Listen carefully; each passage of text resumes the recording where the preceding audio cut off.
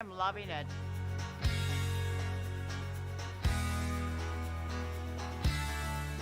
Yeah, this is incredible. We pulled in, parked, got some free beers, amazing free food. Famous days!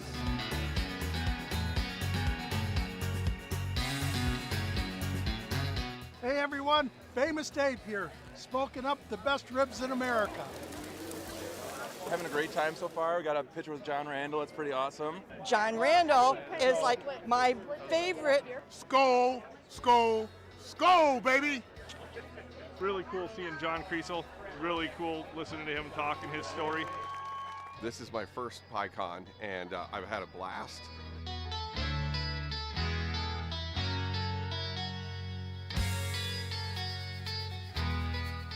Willie is my favorite. I'm excited for Willie Nelson.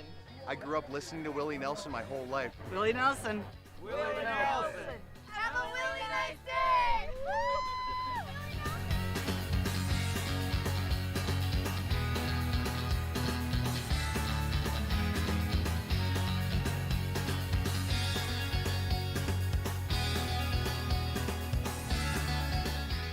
The entertainment, the people watching, cocktails, t-shirts. Drink and eat and be with everybody. Fabulous experience. Either way, I don't know why you would miss this. That's all I gotta say. He said we're making sure to come every year. Get your butt here, man. Get your butt here.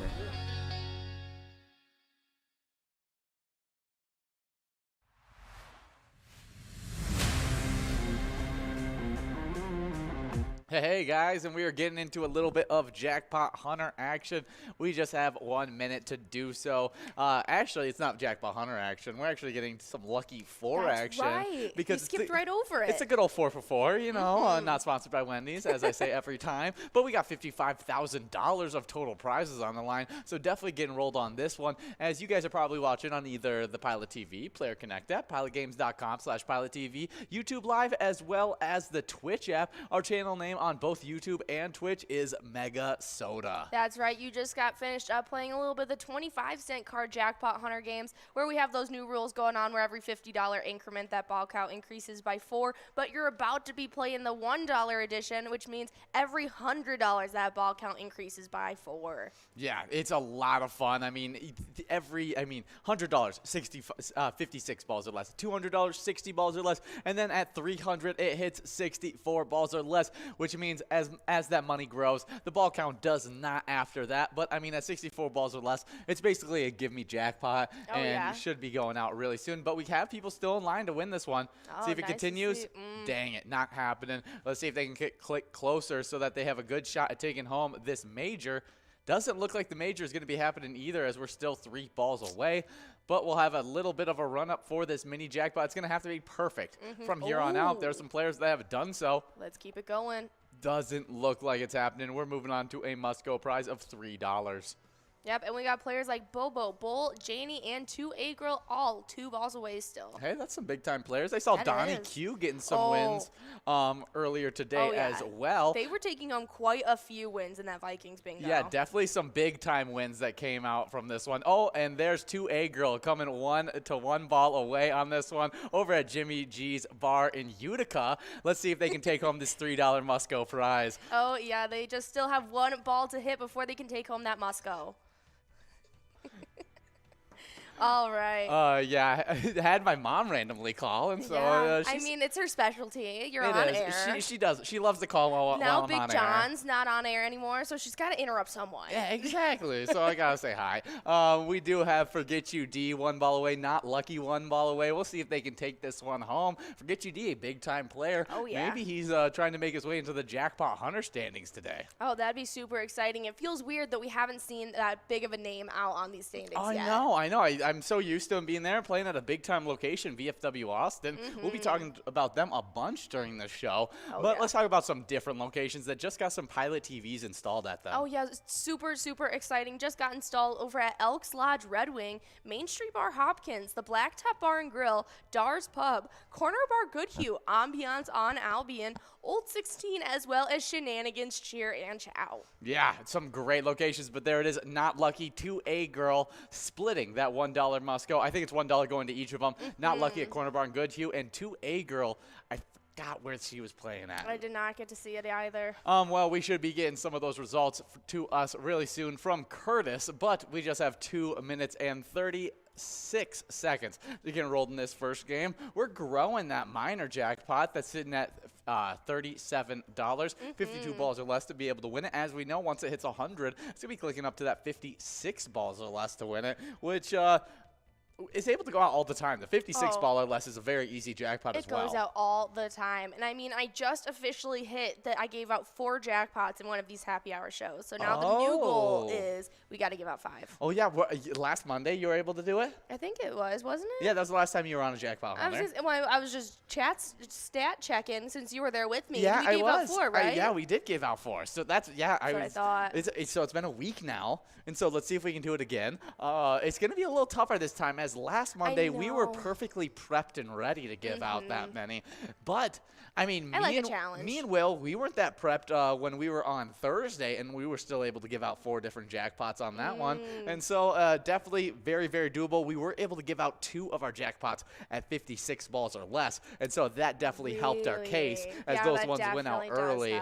But hey, let's do it again. 1 minute and 25 seconds to get enrolled in this one. We did have some jackpots go out over the weekend. One on Friday to Winnie over at Winners in Sartell, taking home $1,031. Oh, yeah, but it doesn't stop there. On Saturday, we had Single over at Duff's Tavern on Main in Vermilion, taking home $1,329. Oh, yeah, making our week total to 8 jackpots for the week. A little bit light for our jackpots, but I mean, it's because we give out so many that are under $600 now in this Jackpot Hunter $1 edition and 25-cent edition that we don't see on a regular jackpot list. I know, and I'm hoping that since we had kind of like a little bit of a dull weekend, that tomorrow is going to come in hot on our Bingo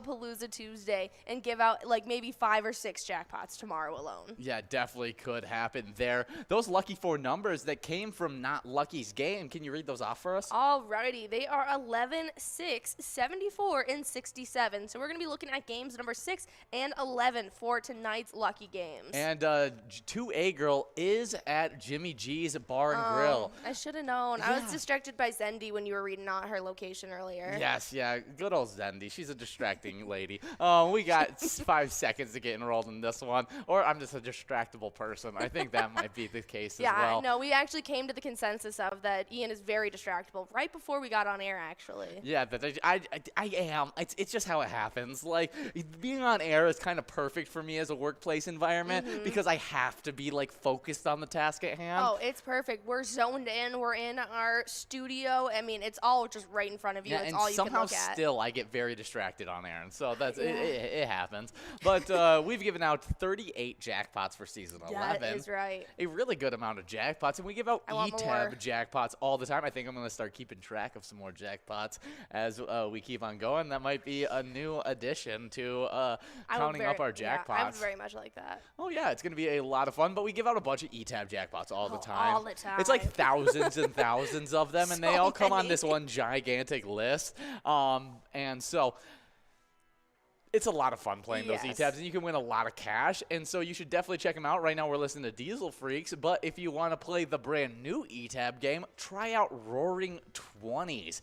Oh, yeah. Really, really good stuff. You've been playing it for a while now, enjoying the soundtrack to that one. I have. And it actually Probably longer than I should have. Actually has 2 different soundtracks on it, as so cool. One of the soundtracks is in 1920, where you can travel back in time to 1920, use a standard deck with smaller prizes available in that one, or you can head on over to 2020, which has a completely different soundtrack that has crazier decks. It's like your own little extreme lounge. Yep. And we'll have a kind of like what 2020 was. I feel like 2020 was an extreme lounge. It was an extreme lounge, yeah. That's probably a good way to describe it. But it has a higher chance of winning large prizes, so that's a good case for that 2020. So definitely head over to the Roaring 20s. Oh, yeah, it's a ton of fun. Just that time jump sequence alone when you're time traveling is reason enough to check it out. I think that part is so cool. It definitely is. It feels like you're actually traveling back in time. Yeah, you're in like this little machine.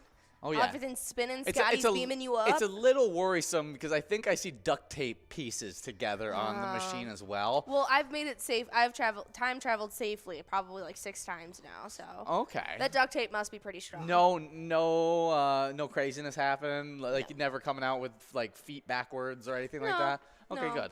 We got RK21 over at Eagles Rochester taking home that $9 Musco prize. Good job, RK21. Oh, yeah. That's more than I can say, though, for when Scotty beams us from the Cup of Joe studio. That comes out all kinds of wonky sometimes. Does it? Have you ever had it where your lefts go to your rights and your rights go to your lefts? No, it's the worst thing that ever happens. I mean, don't think I could handle that. Yeah, Scotty does it, and then I have to like literally type my words like this on the computer, and so it's interesting. I don't even know what we're talking about. So I will do something that I do know what we're talking about, and that's our Facebook page, because our Facebook always knows what they're talking about, and they're giving out the best information possible. Just head over to Facebook, search up Pilot Games, you'll see our logo, click on that thing, and then you'll be able to see weekly bingo schedules, event details, reminders, big progressive, player picks, and so much more. Oh, yeah, our Facebook page is definitely the hub of our information, so if you're new to Pilot especially, this is the place to be. And we have everything handpicked directly for you in that link tree as well. You'll get the links to all of our other social medias that you guys can interact with, which are super, super fun. All the locations around Minnesota where you guys can play Pilot Games if you're interested, as well as a direct link to that pgl.world for you guys to sign up. Yeah, that's, really, really great information there on that Facebook. Just the hub of everything. Oh, yeah. And you can also see that weekly bingo schedule that gets started every single morning with a cup of Joe. You know, yeah. The right way to start your day. Going Monday through Friday from 11:30 all the way to 11:50. You guys can go and check out all the best jackpots that are available throughout the entire day, all the standing shakeups that you could possibly want to know about. Oh, yeah. You can find that on a Cup of Joe on any of those mornings. But right after that, Monday through Sunday, you got some Vikings bingo. Oh, yeah, it's a ton of fun coming at you from 12 to 1 each and every day. Just 10 minutes after that Cup of Joe show, where I bring in our bingo experts each and every day for that. But if you guys are coming out for Vikings bingo, they're 25-cent cards, and we've got a huge jackpot on the line that still has not gone out, and it's probably over $3,000 now. Yeah, it's a huge jackpot. I mean, it's getting close. It's definitely closing in on it. I don't remember how big it was when me and Will left off on it, but it's definitely worth coming out to. So definitely come out tomorrow. As I don't remember who. I think it's me and Hot Take trying to give out that Vikings bingo jackpot. But after that, we had a lot of fun bingo. As I'm not sure if any of them went out, but the Jackpot Hunter 25-cent edition that runs from 1 all the way till 4 o'clock. Led us right up until this part. And when I was looking at it, it looked like that major jackpot had still not gone out. Yeah, I know. It was almost to $7,000, and it still has not gone out. I'm sure there was copious minors that went out throughout that, though. Yeah, definitely a lot of minors that went out. The miner had clicked up to 60 balls or less before, as we were getting out, and so definitely some good stuff. Getting distracted again. We got Jackpot Hunter, talking about the Jackpot Hunter 25-cent edition. That has the new rules as well. And so those miners do go out all the time, every $50. Clicks up 4 balls. So at $50, 56 balls or less. At $100, 60 balls or less. Definitely come out for that 1 to 4 time. We have that Lucky 4 bingo that happens at 4 p.m. We weren't able to give out that jackpot in it, and it's over $54,000 available in that game. So definitely come out for the post happy hour Jackpot Hunter, because we do it. We run 23 games. Lucky 4. What was I saying? You said Jackpot Hunter. But after these 23 games of Jackpot Hunter, that Lucky 4 bingo will be coming back at you. Exactly. Love Lucky 4 bingo at 4 and at 6. And so you'll have another chance at, I think it's $55,000 now? Yeah. That we're going after on that Lucky 4 bingo. So definitely stick around for after. We were $27 away from that next Exactly. Now the players have gotten enrolled. It's definitely over that. We also have Skull Bingo that's going to be coming to you guys uninterrupted today from 6 all the way till 10 o'clock, and that's that $1 edition of Skull Bingo. Yeah, it's looking great. We got a coverall of $37,000 on the line at 50 balls. We have a large frame of $19,521 at a 43 ball count, and that line prize, probably the biggest I've ever seen, at $769 to start out the day for you. Yeah, love Skull Bingo. Some of our best bingo available today during that skull bingo. I mean, you got 37 grand on the coverall, 19 grand on the large frame, and then the line prize that I only see get up to like $200 max is right now at $769. I mean, all doable jackpots that could go out tonight. Oh, yeah, I know. Just a few weeks ago, that line prize was starting out the day at around 400 and something, and I thought that was the largest I had ever seen it grow. This is absolutely insane. It's almost $800 that you're taking home on that line prize.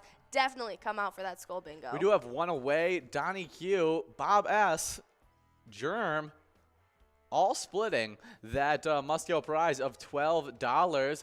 Germ at MT's on 8th, one away at American Legion Rice, Donnie Q at Skinner's 2, and Bob S. at RG's on 5th Avenue, all taking home that prize. Good job to all of those many winners in that game. Oh, yeah, congratulations. But we were talking about the great bingo that happens during Skull Bingo.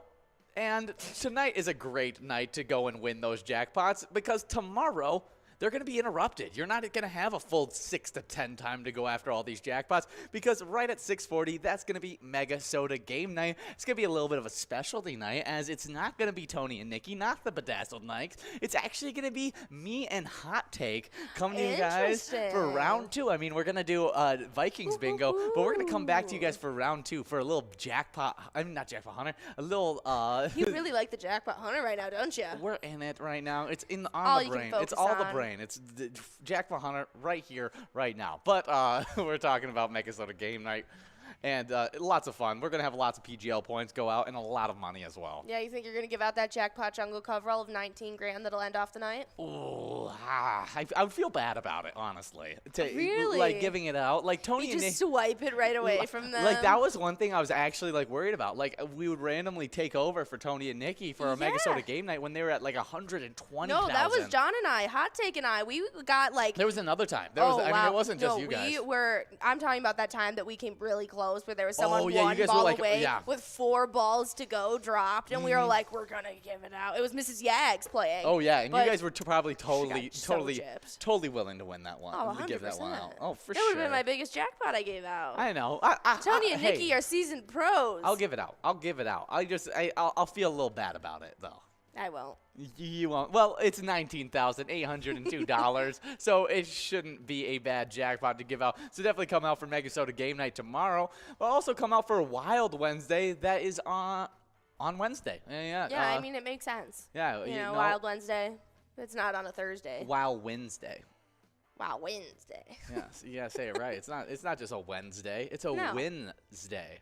Oh, that's right. Yeah, but we got that's from 7 to 9 every single Wednesday. You got a jackpot jungle coverall that's $8,801 that you could take home. Me and you are going to be trying to give that one out. And it's the 25-cent edition of Jackpot Jungle, so it's super doable. Oh, yeah, it's going to be a ton of fun, but we got a ton more games going on throughout that night as well. So make sure you guys are coming out for both of our specialty nights starting tomorrow. Yeah, earn a lot of PGL points because there's definitely some shakeups ready in the works. Oh, yeah, I'm ready to see what kind of madness will ensue after our first PGL night of the week. Exactly. We have a really good national day because it's one that you may be able to participate in right here, right now, where you're playing at right now, and that's because it's Beer Can Appreciation Day. Beer Can Appreciation Day recognizes the great day in 1935 where beer was first sold in cans. While Kruger Brewing Company of Richmond, Virginia, sold the first beer in a can, American Can Company made drinkable canned beer possible. Kruger took the risk with the American Can Company just weeks before the repeal of Prohibition. Weighing in at 4 ounces, the hefty steel can opened with a church key. Loyal Kruger's drinkers favored the can over the bottle 9-1. That is incredible. Did you know that a beer became canned before soda did? That doesn't surprise me whatsoever because beer's. I was not worried. I was wondering which one had come first. Because beer is a lot older than soda. Yeah, but, you know, there's been glassed Coca-Cola bottles forever. And so I was wondering when it took that change and which one came first. But, yeah, beer cans came out just 3 years before soft drinks and cans came out. Wow, that's cool. Very cool. I mean, doesn't surprise me because it sounds like it was a huge risk at the time to come out and go for that go for a canned beer because it looked like it had been nothing. Nobody had done it before with the American Can Company. So when they say that it was opened with a church key, does that mean that there wasn't a tab on it? I don't think so. I think you actually had to be able to open it with. All right, I'm going to look up the original beer can because now I am curious. Yeah, see what it looks like. Oh, yep. No, I remember. These are like, what's the instant orange juice? Like Tang. Before we talk about that, we got Bam, and One Away. Both splitting that $9 must-go prize. One Away is at American Legion Rice and Bam Bam at B&B Sports Bar and Grill. Nicely done, guys, on this game number 2 of Jackpot Hunter. We have 21 games left. But, yeah, it was basically like you just, like, poked the hole in it and drank it. Like, you just – the original way to drink a beer was you could only shotgun it. Yes. Definitely is a weird way of, like, so weird. Thinking of how to – you just got to, like, poke a hole real quick and chug it back. It's like it reminds me of Capri Suns. Yeah, kind of. Like you just stick your straw in wherever, and it just you start See, drinking. what it reminds me of is on the back of can openers, they have a little metal sharp thing that, like, for sweetened condensed milk cans, you just, like, poke it and you pour it out. And so that's what it's basically. That's basically what it is. Okay, so that's cool. Happy Beer Can Appreciation Day. If you want to drink your beer out of a can today, you'd be celebrating today. So go at it. Yeah. What a great time to play and appreciate this National Day. Exactly. Maybe appreciate it 3 or 4 times. I mean, we got 2 hours we're here with you guys for. Exactly. And after those 3 or 4 times, after appreciating canned beer, it's definitely going to make this next National Day a lot easier. It's National Compliment Day. National Compliment Day offers a wonderful way to brighten someone's day or to give credit for a job well done. Give an extra compliment annually on January 24th and anytime one is deserved. A compliment has a powerful effect, and it can still instill confidence in a child or validate someone's hard work. A compliment not only improves the receiver's mood, but it also says something about the giver. It tells them you noticed. Whether we recognize someone's achievements or their classic style, a compliment can go a long way. Yeah, definitely a great day to give someone a compliment. I this morning I gave you a compliment. When I saw us today, I looked across the table and I was like, "You look great today."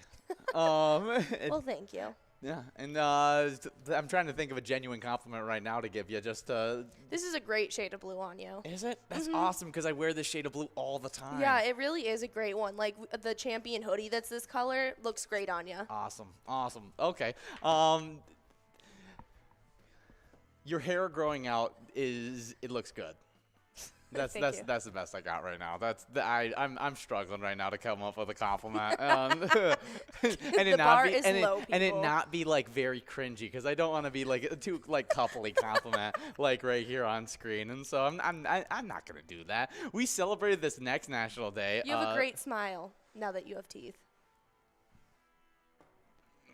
That was a little backhanded.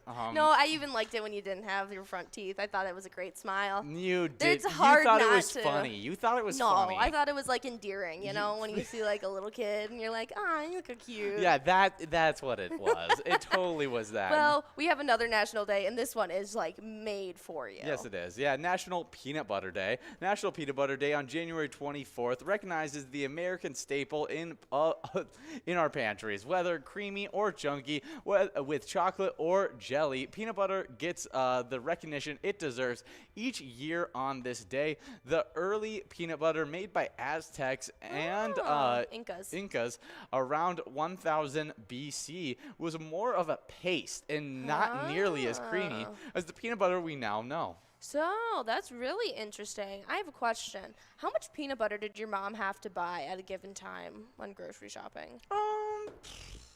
Not that much. I was really? the main. Well, you're the only one that had the obsession. The benefit was that when I was I was the oldest in my family of siblings. Yeah. I have 3 other siblings, and the one after me was Sophie, who didn't nearly have like the workout obsession that I did. She Okay. worked on her sport like very individually, Yeah. but just didn't like try and put on size and stuff like that. And she didn't really have to work for that kind of stuff. And so she didn't really have that. And then my next brother, it took him a while to get into sports. And so like by the time he was a freshman when I was a senior in high school, and so he was still like a $120 when I lived with Yeah. him. And so like during that time where like I was consuming obnoxious amounts of peanut butter, nobody else really was in my household. Okay, I didn't know that it was like mainly just for weight gain. I thought it was just because of your ungodly like love for it. No, there's Sid over at Kings of Diamonds in Inver Grove Heights, taking home that $10.60 must-go prize. Now, when I say Sid, Nicely done. what animated character goes into your head? What do you think? Well, there's also like Sid the kid from Toy Story. Oh, absolutely not. Why would I think of that little menace? That was the first person that popped into my head. Really? Because it's there- Pixar, whatever Pixar Day it was. I today? mean, it may have been that reason, but it's also just like purely just the name Sid is That's not what- Sid the Sloth.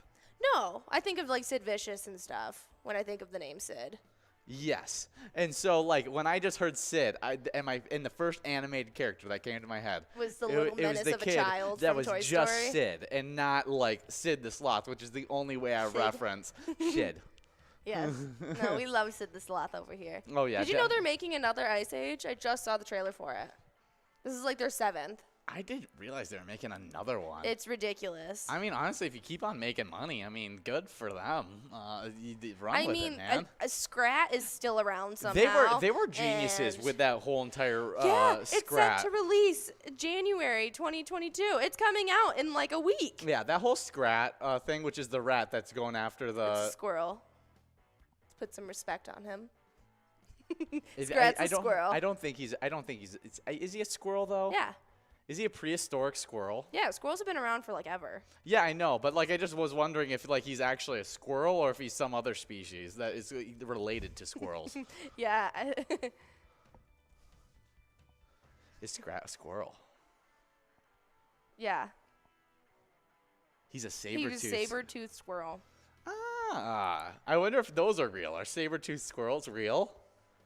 Now I need to know more about this. Okay, but Scrat, They are. Look at these little things.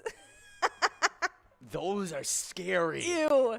Yeah, no, if Scrat looked like what a real life saber-toothed squirrel looked like, I think the mass majority of the world would not love and have so much endearment for him. But as like they the do now. genius of him was he had nothing to do with the storyline at all, and they could throw him into like any kind of trailer. Okay, but also, if you think about it, Scrat's the reason for all the movies. Scrat is the reason that all chaos Oh. ensues ever. Oh yes, no, he is. The space one, all his fault. The meltdown, all his fault. Like, it is Scrat who really creates all of the dilemmas in Ice Age. Did he cause it or did It's he? the chain effect. Like, he broke the. He separated Or did he just push the domino that caused it all? Like the domino was just it was already tipping. He just Well, I mean, he just kind of shoved it over. That's how I think about Scrat. Is he just shoved the domino over that was already fallen. that's one way to look at it. Take a little bit of blame off of Scrat. Yeah, you know. He's a good little guy. He means no harm. He just wants. He just wanted his acorn, man. Acorn, I mean, yeah. that poor thing. Like he never actually got his acorn. Like he would always No. lose it before. Yeah. The poor guy chasing something Do you he could never remember when accomplish. Scrat accidentally died and he went to heaven and it was like all of the acorns and nuts, and then he comes back and it's Sid giving him CPR? Have you seen that one? I'm sure I have. I sound like such a nerd talking about Ice Age. We'll move on from this. I haven't watched all the Ice Age in forever. I Oh just my watched goodness. recently a couple that I hadn't seen before. So because, funny. I haven't watched. I haven't watched them, and yeah, Sid just gets better. Sid He really does. Sid just gets better with time, and so I'm big fan. Yep. But we do need to keep on talking about actual things on our script, like our Twins news. Yes. And we have some really fun Twins news, as we have a really fun story that goes with some people getting inducted into our Twins Hall of Fame. Very cool. The two men stood mere feet from each other on October 27th, 1991, on the precipice of the greatest moment in Minnesota Twins history. Dan Glandon waited at third base at the Metrodome as Glenn Larkin's drive soaring to left field, securing Minnesota's walk-off victory in Game 7 of the World Series. Gene Larkin, yeah. He waited for third base coach Ron Gardenhire's call to tag up. We got Kurt over at Shajink Boom Lounge in Grand Meadow taking home that 1580 coverall. Nicely done. I forgot that even when I whisper to you, my mic is still with me. So I completely thought I was just going to like whisper to you off to the side. Yeah. And Nope. even if you did, you're speaking to another another thing that I just didn't think it through. No, it definitely was not. Not my brightest moment. As if you can, you would hear better from me just talking into this. Like if you just like kind of turned it over and spoke really quietly like this. That would be funny. But Gladden took off for home, bound for the celebration, and all the associated photos, even one that ended up on the Wheaties box. Very cool. But the problem was Gardenhire took off in the opposite direction.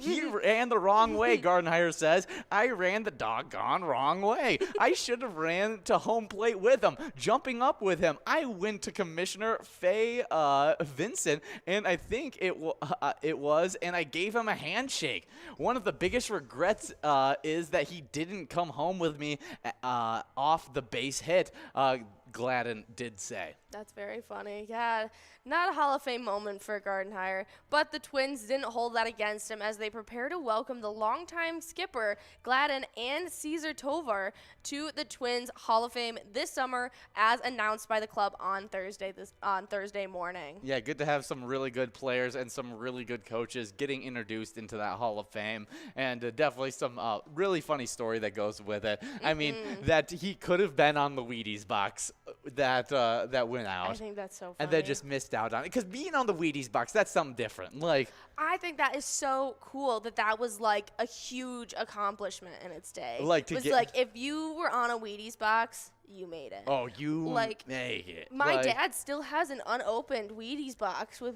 who was it on there? It's from the Isaiah Thomas Pistons, I think it is. Oh.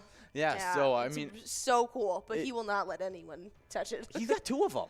He does? Yeah, he has two of them. He doesn't just have one. He's got two different ones of those boxes. It's so cool. I remember the first time I saw it, I sent it right to Hot Take Higgins, and we both geeked out over it for a second. Oh, yeah. Because my dad has the strangest collector's items. Yeah, very, very interesting stuff. Those Wheatie boxes are definitely super fun. So cool. I had a friend that collected up a lot of the Tigers players that had always been on it. So he had Verlander, who was on it, I think in 2012. I think he was on the Wheaties box. Okay. And so do they still do that? I think so. I'm not 100% sure if the Wheaties boxes are still getting released. I never see them anymore, so I just don't know. But I'd guess that they're still look up Wheaties box 2021. Yeah, no, they're still doing it. Wow, that's super cool. Well, yeah, Michael Jordan just got, that might just be on sale as of late. No, the 2021 Michael Jordan, 100 years of accomplishments. Or 100 years of champions. Yeah, that's cool. So definitely cool. Still a good accomplishment to make that Wheaties box. And if you guys want to support our Minnesota Twins, play Twins Win at any of your Minnesota bars. Pick a lucky batter in the Home Run Derby bonus round and win Grand Slam prizes. Oh, yeah, it's a ton of fun. But if you guys are coming out and playing our Twiking Zone games, that is the combination of our Vikings and our Twins that come together to make our lunchtime bingo the Twiking Zone. And that's how you guys are start earning those points for these standings. Yeah, definitely some great stuff. And in 10th place, we got To Go 11 over at Polar Lounge with 23,000 points. 9th place, we got SNS over at American Legion Fridley with 26,000 points. With 27,000 points in 8th place, we got Pooba over at Brian's Bar and Grill. Pooba getting wins today in Vikings Bingo. We'll see how that affects their standings, because just one spot ahead of them with 31,000 points, we have a two-way tie between Elsa at Titan Sports Saloon and Yo-Yo over at Halfley's Bar. If Pooba was able to catch up to that, that would be huge. 5th place, we got Rodway over at Broadway Pizza in Blaine with 32,000 points. With 33,000 points in 4th place, we got Bryzo over at the Atomic Star Tavern. 34,000 points for the number 3 player, Steve, over at Our Place on 3rd. With 39,000 points in 2nd place, we have Sinbob over at Corky's Bar South Haven, a big-time player. Oh, yeah. But an even bigger player with 50,000 points in 1st place, it's Scrub Eye at VFW Blaine. Oh, yeah, they are showing us how it is done halfway to the 100,000 point club.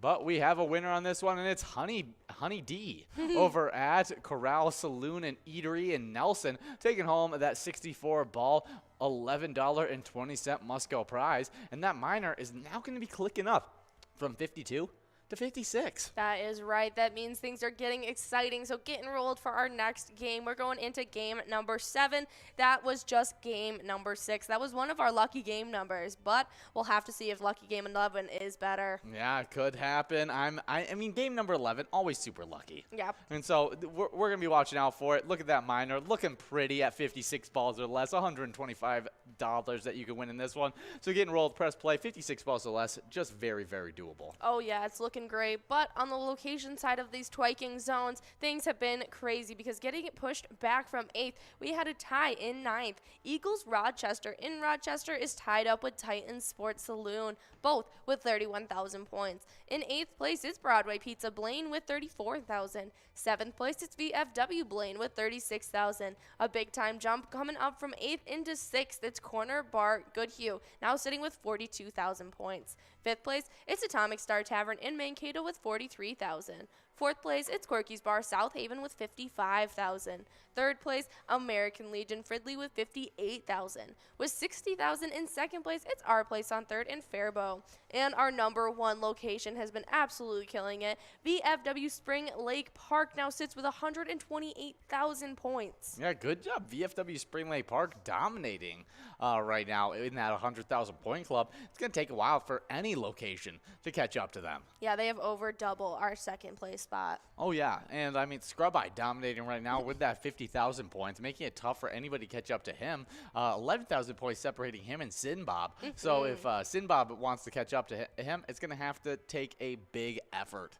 Yep. A lot of consistent play. Oh, yeah, but you definitely, if he gets a big effort, it could help out his location, Corky's Bar South Haven, who's sitting there in 4th place, maybe wants to compete for that number 2 spot. Yeah, and I saw players like Nan who are typically only at Corky's, not at Corky's playing today. And so they're not getting the points that they typically do at this point in the season. Also, we'll be watching out for that. Corky's Bar South Haven, a big-time location always.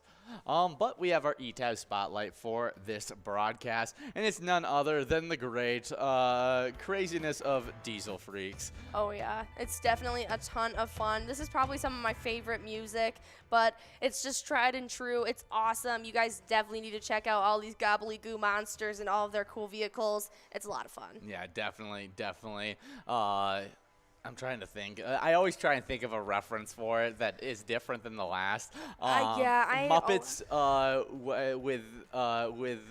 do you know the slime that the Joker turns the Joker into the Joker? Yeah, you chuck the Muppets into that. And that's what you get. Diesel Freaks. You chuck them then into Arizona, and that's how you mix it all together. There's like a Cookie Monster looking guy, but instead of Cookie Monsters, he's celebrating National Beer Can Day. He is celebrating National Beer Can Day. Definitely head over to Diesel Freaks. It's a lot of fun. Some of the funny graphics that we have available in that one. And plus the back is like the kind of like ribboned out road that reminds me of just like those classic cartoons. Yeah, you're talking like Roadrunner. Yeah. Yeah, I mean, that's the instant one that you go right to.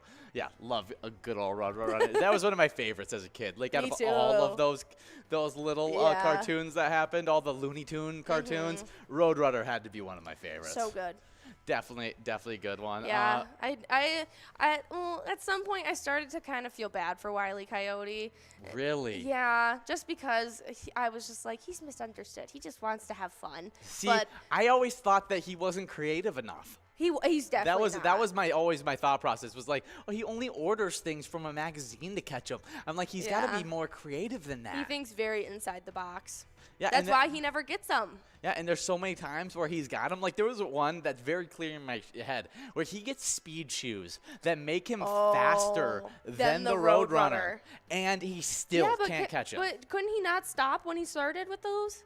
No, he could stop. Oh, I couldn't remember if that was what happened. Yeah, he just ran out of power. The calamity of it. Like, he was running around, and then I think he was upside down for some reason, running on something, and his shoes. Uh-oh. Yeah, his little shoes just ran out of gas, and he just fell.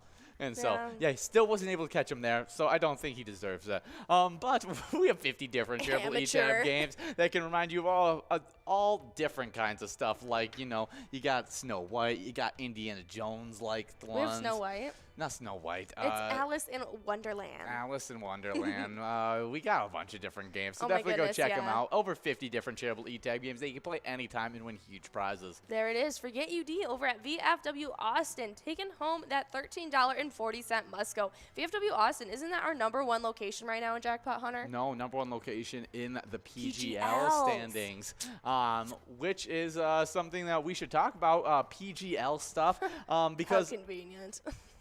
Tomorrow night is our first PGL night of the week, so you got to sign up at pgl.world to become a member of our league. Those players, they compete for points and have access to insider information, including a monthly newsletter that has so much great information in it. Oh, yeah, and a couple of our newcomers that just signed up that we want to showcase a little bit of luck on is Papa Bears, Elf, Fro, P-Trucks1, Slacker, Moist, Chris JSN, 11-1, Lisa S, Big Pimpin', Mule 23, Blow It All, as well as Bergie 52. Yeah, good job to all those players getting signed up. And I can't wait till we get our next update of all these players that have gotten signed up, because it's always a new, we always get updated in a little wave of new players, and it's always funny to see who joins. Yeah, I never know what to expect with the player names. Yeah, I'm always. I get so excited. Yeah, you're like, oh, what can have it next time? And, you know, always got big favorites like Big Pimpin'.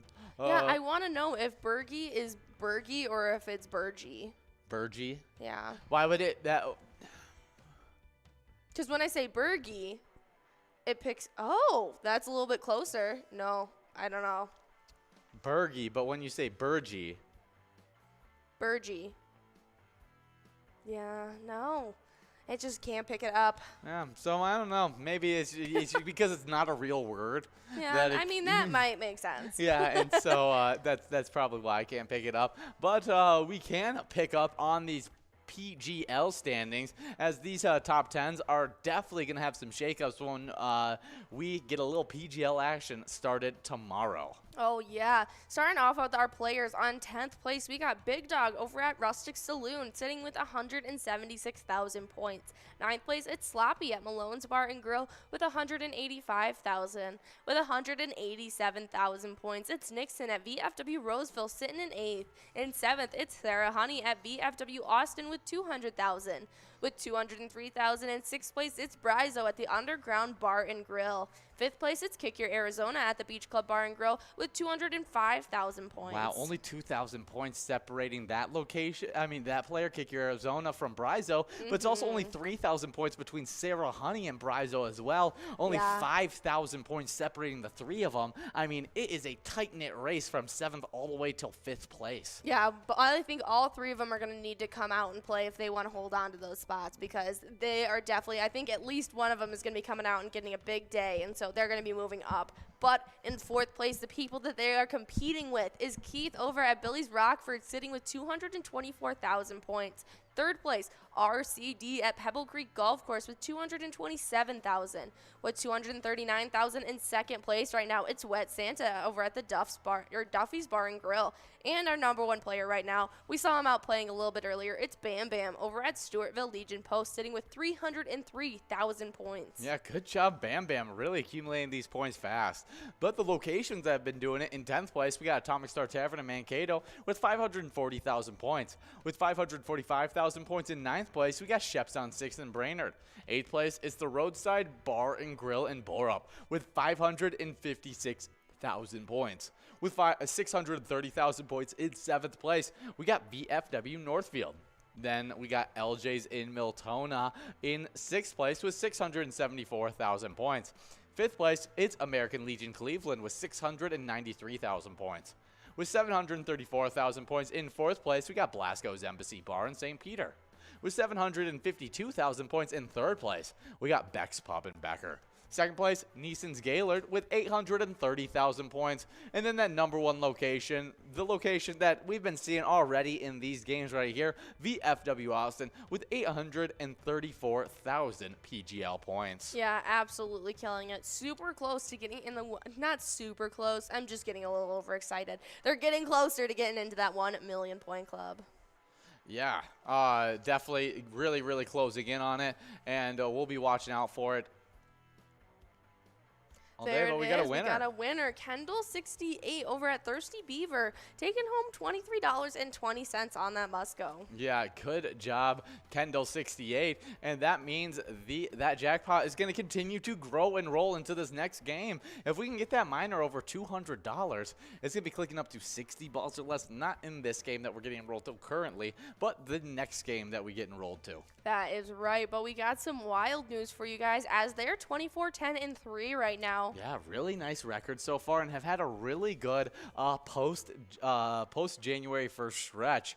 Well, thank goodness. They needed a little bit of the upswing. Yeah, they did. I mean, with all the bouncing all around, the schedule had happened in the final parts of December. I feel bad for them. Their upcoming month and a half. Oh, my goodness. February is going to be busy for them. Busy. I mean, they had 7 games rescheduled for February. They're going to be playing 44 games in the last 70-something days, and so it's going to be a really hard stretch for our Wild. Yep, but they did just take on the Chicago Blackhawks last Saturday night, and so Marcus Foligno scored at 4:22 in overtime to send Minnesota Wild to a 4-3 win. They definitely needed to have that happen. Yeah, definitely. It was huge. Minnesota twice trailed in the 3rd period, but got goals from Kirill Kaprizov and Kevin Fiala to force overtime and eventually sweep the back-to-back with the Blackhawks after a 5-1 win in Chicago a night earlier.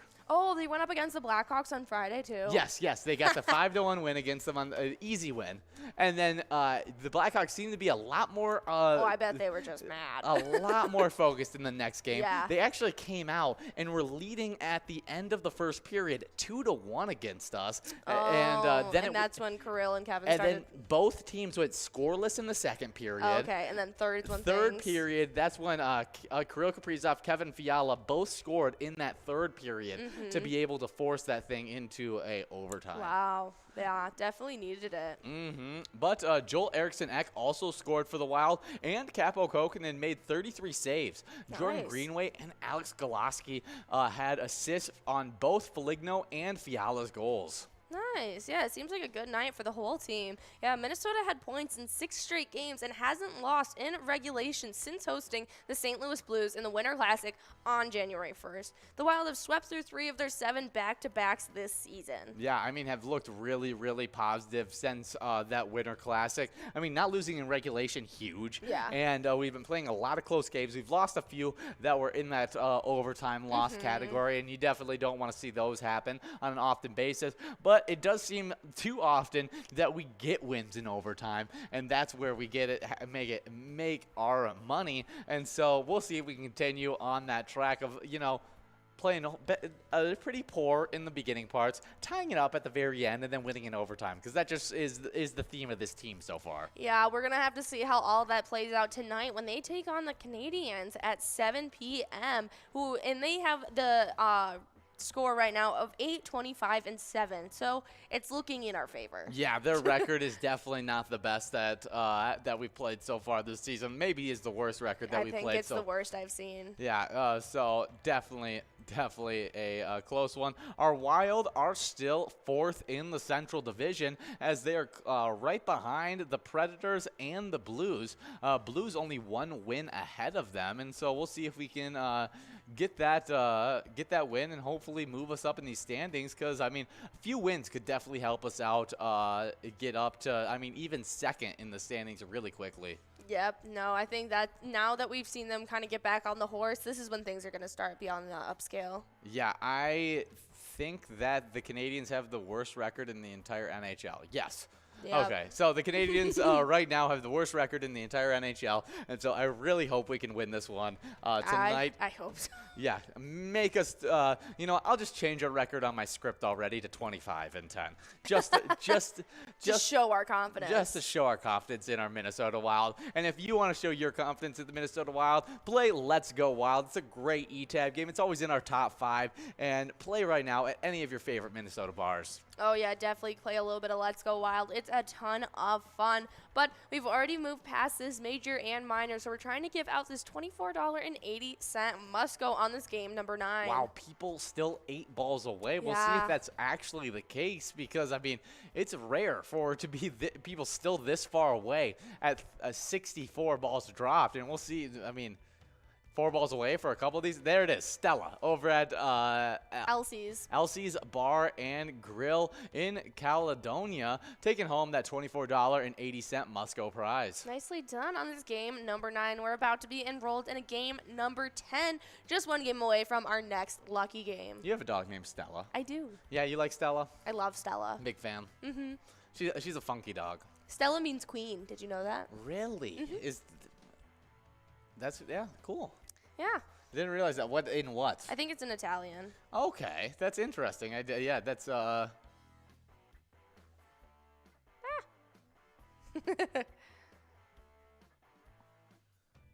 Oh, it means star. Why does my mom think it means queen?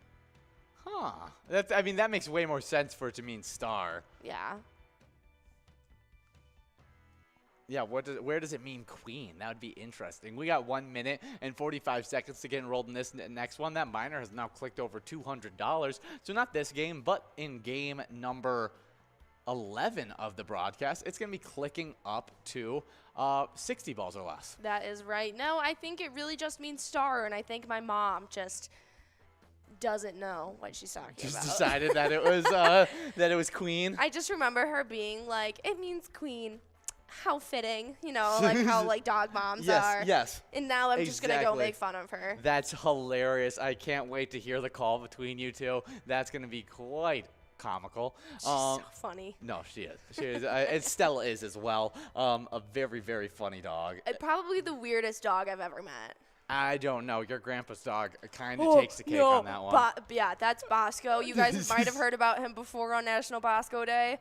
He is the weirdest dog I've ever met. Yeah, little toy poodle. He's like this big, and he's like I think he was a rescue, so they didn't really know how old he was. They had guessed between 6 and 7. Come to find out, the little boy is probably 18 or 19, and he is just like this frizzled out brown to gray little toy poodle that just looks like he doesn't have a clue about what's going on around him. Oh, it's great. It's great, and because he's an even small toy poodle. Oh my goodness, he's literally this big. Like he's not even one of the larger toy poodles that I've seen. He's like a toy cup.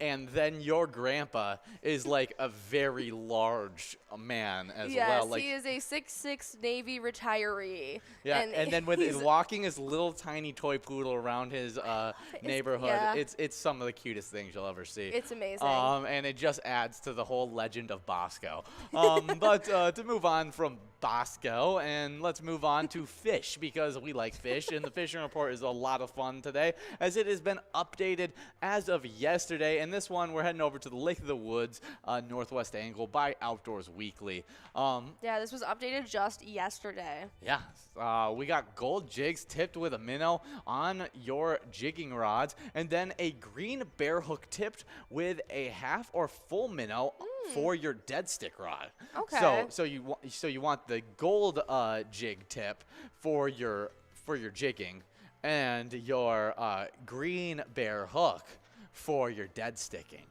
Okay. Makes sense. Been working well. It's been working well for enticing walleye to bite. It's been a pretty good bite this week. The best depth has been around 24 to 28 feet of water, and anglers have been reeling in about 75% walleye to about 25% sauger mix on average. They have about 22 to 24 inches of ice and 9 to 12 inches of snow in areas that they fish and travel. The ice roads for Young's Bay to the island is in good shape. All right, well, if you guys are planning on going on the ice, I'm going to give my spiel every time we talk about this fishing report. Make sure you guys are making sure you're on the marked trails. If you guys don't have a reliable vehicle, they have shuttles that go from each of the different points on the water. You guys need to be cautious if you're going on the ice. Yeah, ice fishing. It's cool, but it's also Very a little. cool. It's also Well, I mean, they dangerous. got like 2 feet of ice right now, so Exactly. it's okay. They're doing but- pretty good right now. But there are definitely areas that are a little bit. Also, I gotta find out what the percentage of walleye ratio is to the other kinds of fish, because all I hear about is the copious amounts of walleye caught everywhere. Just like my dad brings back cooler full of walleye. I think it's just a very popular fish here. Very heavily populated fish. Yeah, here in the Midwest, Yeah. a lot of. I think it's just that it's a freshwater fish. Okay. It's I would guess so. And then we do have a winner on this one. It's Monty over at American Legion Glenville, taking home that $27.40 Musco prize, as that miner is now going to be clicking up to 60 balls or less on this one. Wow, there are said to be almost 800,000 walleye longer than 18 inches in Mill Locks Lake. Wow. Yeah. That's crazy. In Mill Locks Lake alone. That is super impressive. I mean, it's definitely interesting what you can find there. I mean, lots of walleye. So many You walleye. go out to the ocean and you find a very different catch. It's so different. It's so interesting. I didn't realize that there was a huge shakeup from there, especially because I learned how to fish out in the ocean, and then I randomly came here to Yeah, there's a lot of like grouper, and if you're lucky, you'll get a lot of flounder, but that's like on the bay side. What I didn't realize was just like the difference in fish size. Oh, really? Like fish are it's- way smaller out like here in like the Lake Michigan, Yeah. where I've done a little bit of fishing now, compared to like when I was out in ocean fishing. Like Oh, I'd randomly yeah. catch like baby sharks and like be like, oh, okay, that's cool, chuck them back in, and you're like, but that shark was, I mean, it's bigger than any fish I caught the entire time fishing here in Michigan. Like it's crazy. It's a what completely you find different there in the ocean. experience. Yeah, so there's Yeah, I think the preparations alone that you need to take between lake fishing and ocean fishing are completely different in its own. really. Yeah. Yeah, I really would like to know more, because I just haven't gotten that into fishing on Really either need places. to know your geography and your topography of where you're at, like in ocean fishing. Like you don't have to deal with currents and stuff like that a lot when you're on inland lakes and our type of water we have in the Midwest. But like with oceans, if you're going out, you need to know what you're doing. Oh, okay. Yeah, no, usually whenever I went out with like my parents and stuff like that, and my grandparents and I'm sure they had it all handled. they didn't, I don't think, had it all handled. I think that's why we had somebody out there every single time with us. Oh, I mean, that makes sense. We always would have another guy that would drive the boat out there for us. Oh, really? My dad's like that. We rent the boat ourselves for a day. Yeah, no, that It was was so that cool. was not my parents. We also lived there, and so I think there was like a friend that went out with us all the yeah. time. It wasn't. I just don't remember his name, but I'm sure if I asked Big John about it, Yeah. he'd be like, oh, that was Phil, and then you were like, I'm like, oh, okay, that makes sense. Yeah. But just like when you win just like when you catch a giant fish, make sure you post a picture when you win a giant jackpot. We love seeing those player pics, whether it's you winning one of those giant jackpots with that great jackpot message right up to your face, or it's just you having fun with your friends, your favorite bartender, just having fun playing Pilot games. Snapping a photo of that is definitely worth sending it over to us. Send it in on Facebook or by emailing them to jackpots@pilotgames.com. You can post them onto any of your social medias with the hashtag PilotGames, and it makes it super easy for us to be able to find it. Oh, yeah. When you hashtag it Pilot Games, that's how your photo gets added to our scrollers when we have our enrolling screen up each and every day. Yeah, but we'll see in this game number 11, one of our lucky numbers. There's some funny names out there. I've been looking at them as you were reading through that. We got, let's see. I want to see it now. Oh, we got, Brother Nat. Bingo Boy. I thought that was Bongo Boy for a sec. Was that what was making you laugh? No, there's like Crab Pants, there's Pickles, there's a couple really funny ones. Always love 69 T-Bird. Great year for the T-Bird. Yeah. Honey D. I wonder, Peaches. Coolie Cool. That's the one I saw. Coolie Cool. That one made me laugh too. Yeah, definitely some good ones here. We'll see if they can take this home. 11 balls away for some of these players, and they'll need to win it. The Whack. That was another one. The Whack. 60 balls or less to be able to take home this minor jackpot of $288. We'll see if they can take it home. We got Rocket out there playing. Good to have a member of the Guardians of the Galaxy with us. But 50 balls. We have 10 balls still to go. We'll see if we can go out right here, right now. We got Steve, Stella. Can they take it home? We'll see if they can. They're on track. Yeah, it does look like they can do it. A lot of players on track to do it. Still on track. Well, there it is, 69 T-Bird over at Carboni's Pizza, CR Billiards, taking home over $300 on that jackpot. Good job, 69 T-Bird. Oh, yeah. Are you looking up 69 T-Birds? Really cool car. I know. I wonder if it's the one that my... No, he has a 2001 T-Bird. Oh, okay. Yep.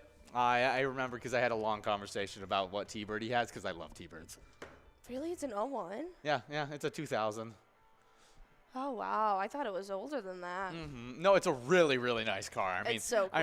I mean, has been in a bunch of different shows and stuff like that with how nice it is. It's just, it's definitely not one of those like 69 T-Birds and stuff like that. Yeah. Those things go for like ridiculous prices. Yeah, no, I don't know how much he's willing to spend per car. I just know that he wants to have as many as possible. Oh, he has such a cool collection. It's he's really probably ridiculous. got like 6 or 7, maybe 8 cars now. But what it seems like with him is he doesn't buy a lot of like the super expensive cars. The super expensive cars, I mean, he buys the super expensive cars, but he doesn't buy old super expensive cars. The super expensive old cars that he has are ones that he bought back when he was working and stuff like that. Yeah, because I knew he has super old classic cars because he goes down to the Woodward Dream Cruise with them every year. And so I think from the story that I think he told me was like that he decided he wasn't going to have kids, and so the money that he made, he decided to put into cars. No, he knew at a very early age that because he married my great aunt who already had children from a previous marriage, and so he was like, "Oh, done deal. I don't got to worry about that." Yeah, and so then he just it sounded like he just never really. So we got a pole barn instead of kids. Yeah, exactly, and got a bunch of cars, and a really cool. It's cool so guy. cool. I mean, they have a farm. They just have a great plot of land in general. Oh my gosh, definitely some really cool stuff, and some of the cars he owns absolutely ridiculous. I would love if we could have him just like come here on air for a little bit. Oh my goodness, he would not. 2 hours would not be enough time for him. Oh, never would be. That's why I would love to have him. Like we could have his brother Bob on here as well, your grandpa, but he would not say anything. I think the Cup of Joe show would be too long for him. He would not say anything the whole time. But your grandpa's brother, he's gonna speak the entire 2 hours nonstop. He's gonna tell you guys every single detail about every single one of his cars. It's really awesome. I think that's the reason why my grandpa is such a quiet man, is because growing up, Pete just took all of the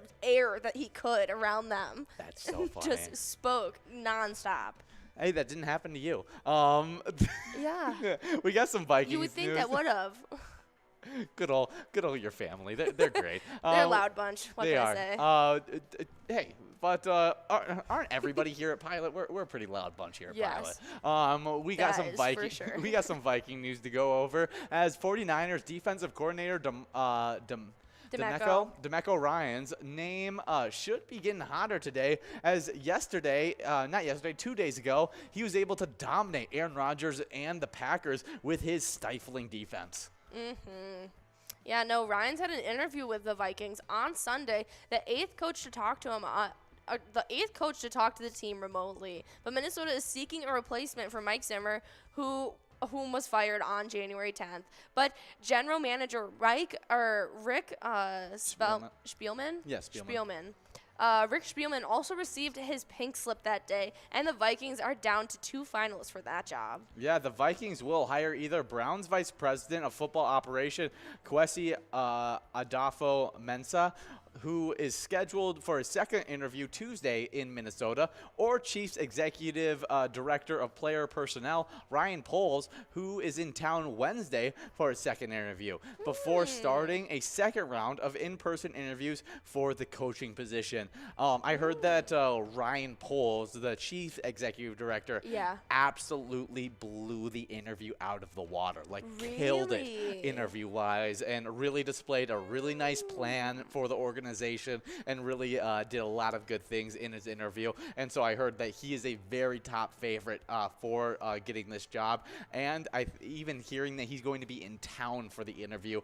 increases the odds of me thinking, oh, maybe this is Pole's job to lose. This is what's going to happen. Yeah, but I think Ryan is super exciting as well. And I heard that he really killed his first interview as well, even though it was virtual on Sunday. DeMeco Ryans. I was like, the head coach candidate killed his interview as well. I see. Well, Ryans played as a linebacker with the Texans and the Eagles from 2006 to 2015 and made 2 Pro Bowls. He was in his 5th season as the 49ers assistant coach and first of the defensive coordinator. Yeah, and so you may go, well, he's not been a coach for a very long time. 5th season as the 49ers assistant coach, only 1 season as coordinator, but it just gives me a little bit more of a positive on him that he's been engrossed in football for all this time. Yeah, but there it is. We got Krugsy over at Depot Express in Alexandria, taking home $14.60, and that must go of this game, number 12. Oh, yeah, good job, Krugsy. Definitely some really good stuff for DeMeco Ryan. I mean, seeing that he's still involved with football for that entire time definitely was a huge positive. I mean, it helps when you're not an established coach. I've always found to see in the NFL that you're a player that has played at a high level, because then players instantly recognize you as a knowledgeable football person. You just come out and you're Freddie Kitchens, who was the running back coach just a few weeks ago, and then became the head coach. Players go, well, what did you do to deserve this job, kind of thing.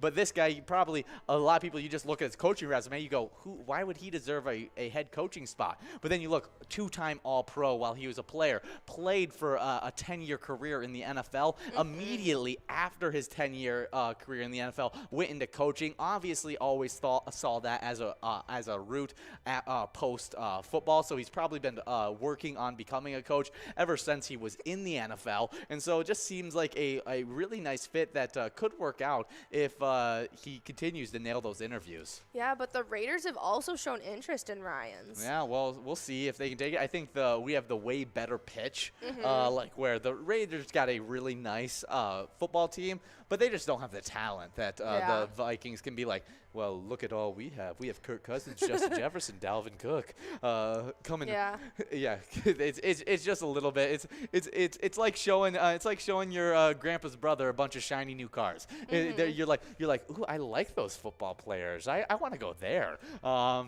And so, definitely like our shot at being able for him to say yes to us.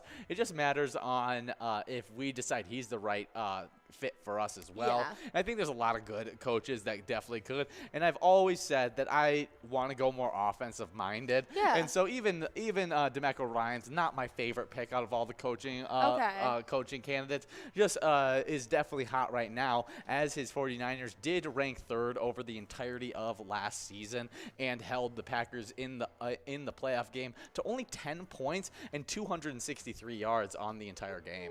Is Ryan Poles more of an offensive-minded coach? Ryan Poles isn't a coach. He's a front office guy. So he deals with all the players and getting them signed onto the team and doing. Oh, he's a chief director of player personnel. That makes a lot more sense. Yes, exactly. And so he does a lot of the behind-the-scenes stuff, setting up contracts, making sure a bunch of contracts fit correctly so we can sign big players. Is he enrolled for the head coaching position or for the GM position? For the GM position. That makes a lot more sense, because I was like, well, how does he? Yeah, Rick Spielman is the former general manager, and Ryan Poles and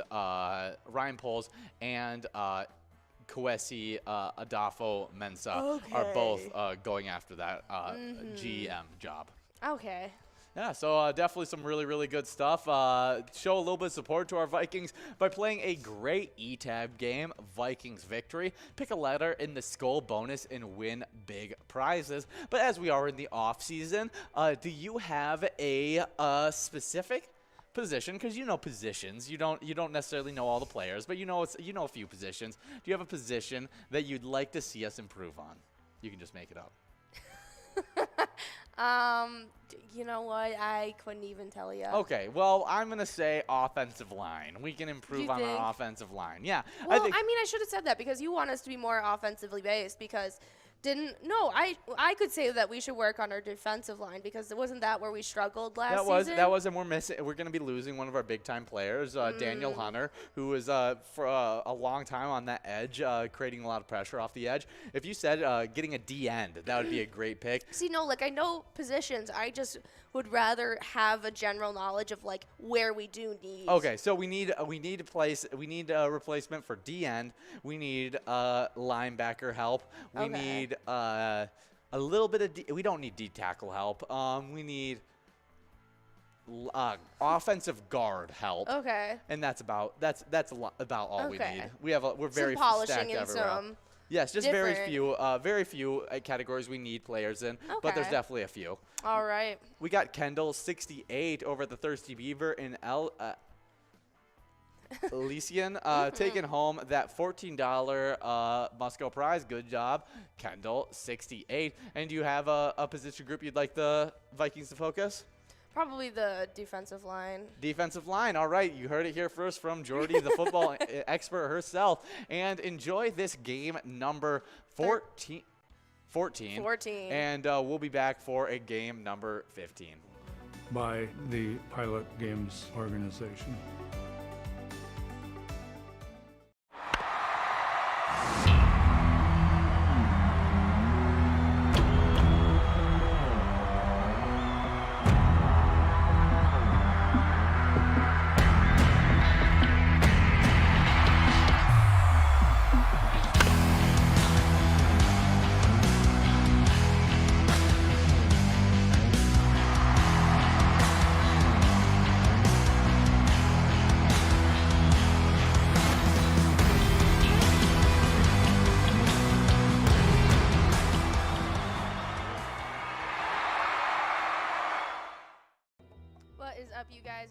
Those brand new rules of Jackpot Hunter, we've been giving out jackpots like crazy, and that means that all of you guys have been getting awesome points for the Jackpot Hunter standings. Oh yeah, in 8th place. Yeah, we start off in 8th place because it starts off with a 3-way tie. Ooh. It's Bam Bam at Stewartville Legion Post, Patriot 22 at the Muddy Cow Coon Rapids, and Win Please at Duff's Tavern on Main, all with 9,000 points in that 8th place spot. In 7th place, we got none other than Big Mike over at the Beach Club Bar and Grill with 10,000 points. With 12,000 points in 6th place, we got Elsa over at Titan Sports Saloon. In 5th place, it's Godness over at Mainline Bar and Grill with 15,000 points. Godness got a great jackpot over the weekend. That's right. 4th place, it's Matt over at Shajank Boom Lounge with 17,000 points. With 18,000 points in 3rd place, we got Kev over at the Deer Stand. 2nd place, it's Bobo at Corner Bar Goodhue with 26,000 points. And then that number 1 player heading into the 3rd week of season 11 is Not Lucky at Corner Bar Goodhue with 27,000 points. Oh yeah, I love to see it. But on the location side of things, ties have been absolutely crazy. Starting off in 9th, it's the Deer Stand over in Deerwood and the Beach Club Bar and Grill in Lakeland, both tied up in 9th with 16,000 points. In 7th place, we got the Mainline Bar and Grill in Barnesville and Sunshine Depot in Elk River, both tied up with 19,000. 6th place right now, it's Country Lounge in St. Paul with 20,000. 5th place, it's Concordia Lanes in New Ulm with 22,000. 4th place, jumping from unranked, it's Shajank Boom Lounge in Grand Meadow with 24,000. 3rd place, it's Duff's Tavern on Main in Vermilion with 28,000. 2nd place right now is Sundance Golf Banquet Bowl in Dayton with 40,000. And then our number 1 location right now in the Jackpot Hunter standings is Corner Bar and Goodhue with 65,000. Oh yeah, well, 4 to 6. Jackpot Hunter $1 edition. Don't miss out on it. Huge jackpots going out all the time.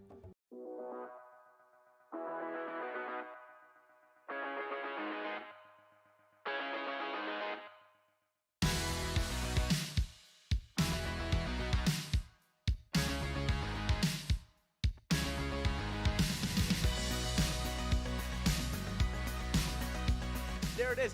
53 balls.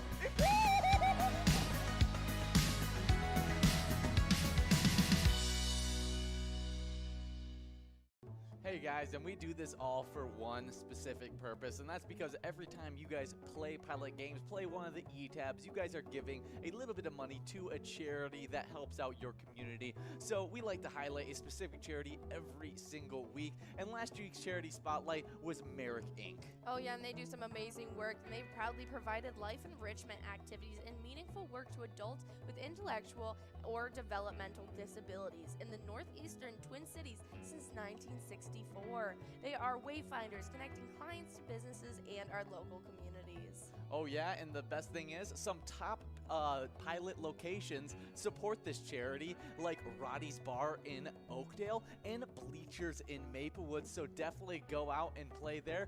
And like we always say, remember, when you play Pilot Games, your community wins.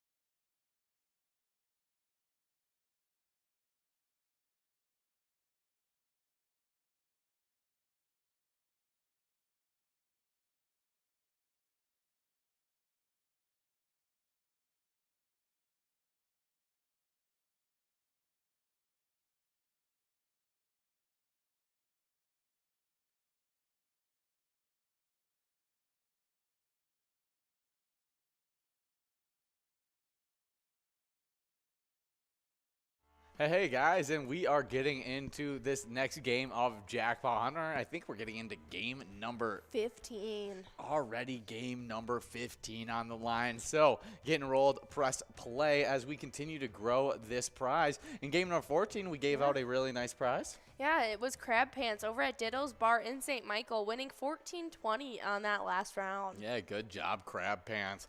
But another funny one. Yeah, definitely one of those good ones. 30 good old Crab Pants. Good old Crab Pants.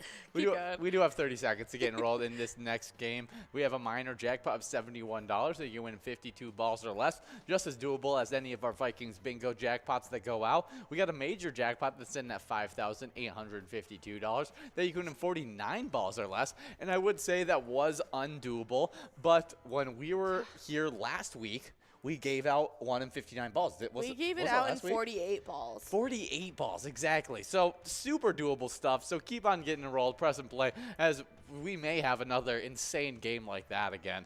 And there we go.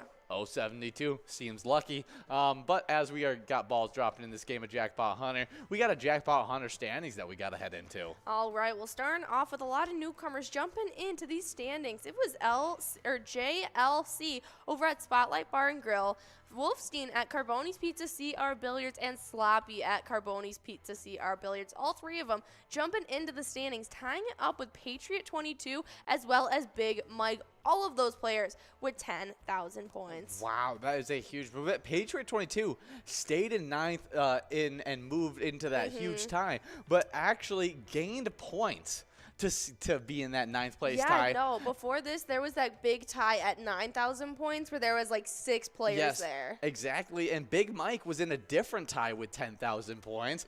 Got bumped out of that tie, went into another even bigger tie with that 10,000 point 5-way tie there. That's right. But the player jumping up from in front of Big Mike, it was Keith over at Billy's Rockford, who was originally tied up with him, now sits with 15,000 points in 8th place solo. But in 6th place, it was Tanker at Shady's Railside and Matt at Shajank Boom Lounge getting tied up, both with 18,000 points. Tanker coming from 7th and Matt is coming from 5th to meet in that middle and now in 6th place together. Wow, so there must have been some tie breakups that happened there that moved them in. I mean, it was like that tie between Godness and Matt that was in 5th place yesterday. Oh, okay. And so then Godness moved out of that tie. Into another one, tying it up with Elsa in 4th place now. Godness at Mainline Bar and Grill and Elsa at Titan Sports Saloon, both with 19,000 points. But our top 3 has stayed secure. 3rd place is Not Lucky at Corner Bar Goodhue with 27,000. Bobo is in 2nd at Corner Bar Goodhue with 29,000. And Kev in our 1st place spot at the Deer Stand with 41,000 points. Yeah, obviously Not Lucky's been out here today. Got a win during our Lucky 4 bingo. I don't know if he got a win outside of that Lucky 4 bingo. I'm not too sure. It doesn't look like it. Yeah, but we do have Hubbard splitting it with Scott, both splitting that $13.80 Musco prize. Scott at Corner Pocket and Rice, and Hubbard at American Legion Bryceland. Nicely done, you guys, on that game number 15. We're going to enroll in a game number 16. That means you guys have about 8 chances left at these jackpots, but right after that, you'll get another shot at that Lucky 4 bingo. Yeah, definitely some big-time stuff. We're going to be watching out for Kev, who's over at the Deer Stand, who continues to run away with this standings. Kind of killing it. Yeah, now has a 12,000-point lead on the next player, Bobo. Yeah, no, that was a big jump because originally Bobo and Not Lucky were our number 1 and number 2 players who were going back and forth the last couple weeks. But Kev last week came out of nowhere and stole the show and has been stealing it ever since. Yeah, really, and has even helped out his location move up quite a bit in these location standings. But to get us started off in 10th place, we got Country Lounge in St. Paul with 22,000 points, getting bumped back from 8th place into 10th place. In getting bumped back from 6th place into 9th place, we got Mainline Bar and Grill in Barnesville with 23,000 points. With 24,000 points in 8th place, we got Titan Sports Saloon in Oakdale. 1 win outside of that 25,000 point club. But in 7th place, we start off our 25,000 point club with Shajank Boom Lounge in Grand Meadow with exactly 25,000 points.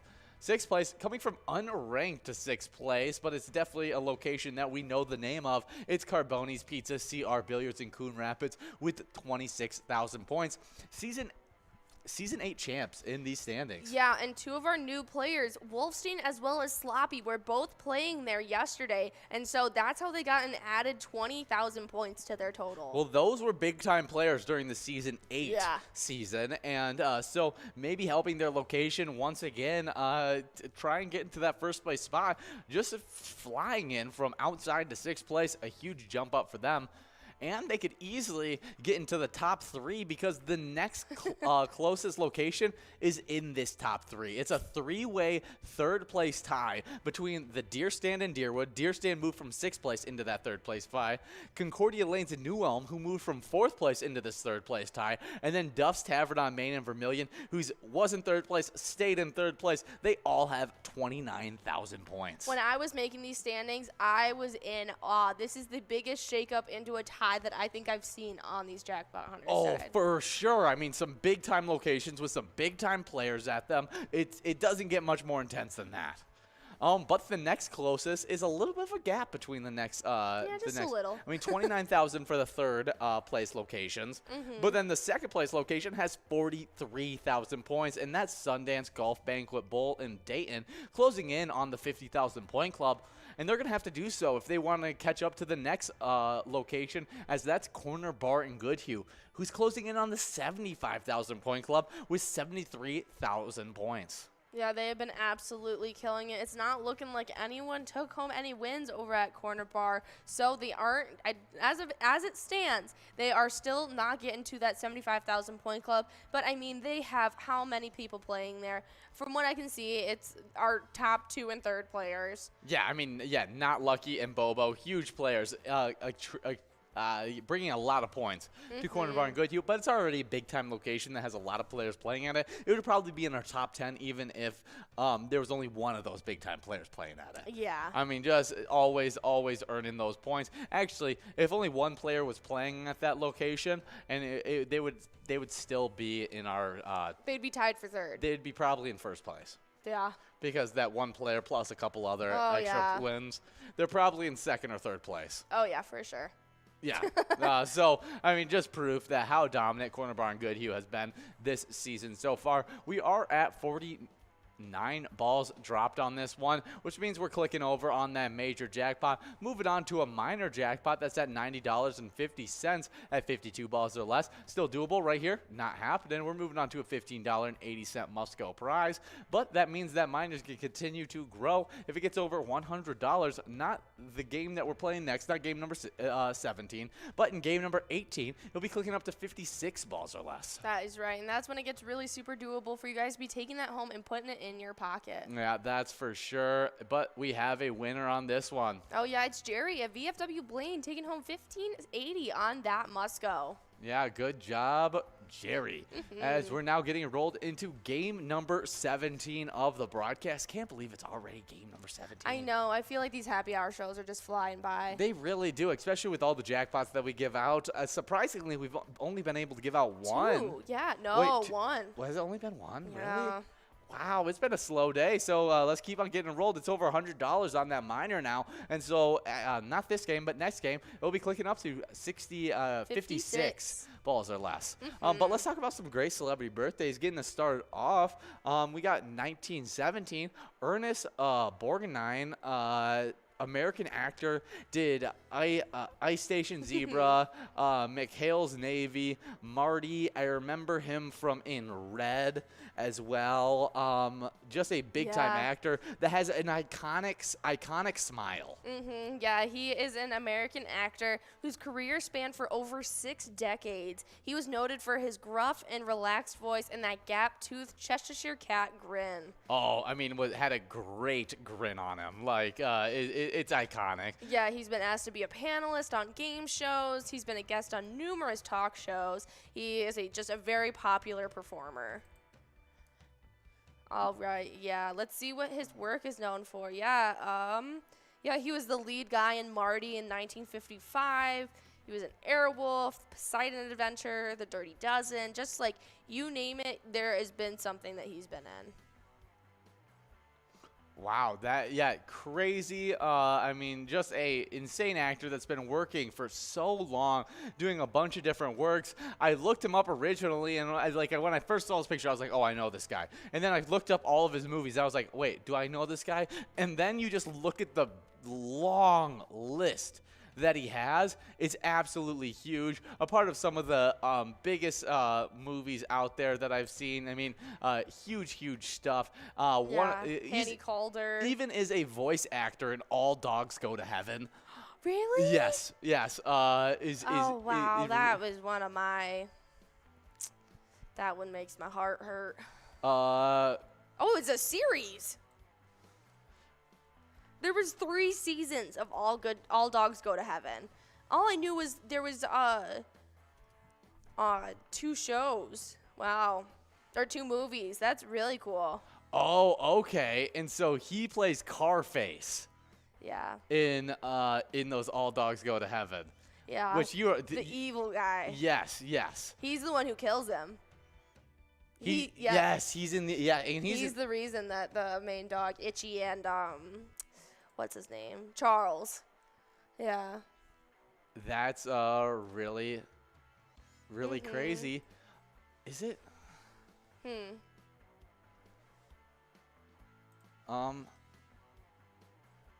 I was just making sure that it was the right one. It looks like there was a little Google typo on it. Yeah. But definitely really, really fun stuff that he was even a voice actor on that, and has done a lot of other things as well. Next celebrity birthday, born in 1925, we got Maria Tallchief, American prima ballerina. Yeah, she was the first American prima ballerina. She was also Native American, and she has done some amazing stuff. She got in early into just the ballet company and the ballet world in general. She was... Yeah, didn't you tell a story about how she met someone as they were choreographer? Yes. Then he went on to make like one of the biggest ballets the New ever. York City Ballet Company. Wow. He was the co-founder of, what was his name? I can't remember.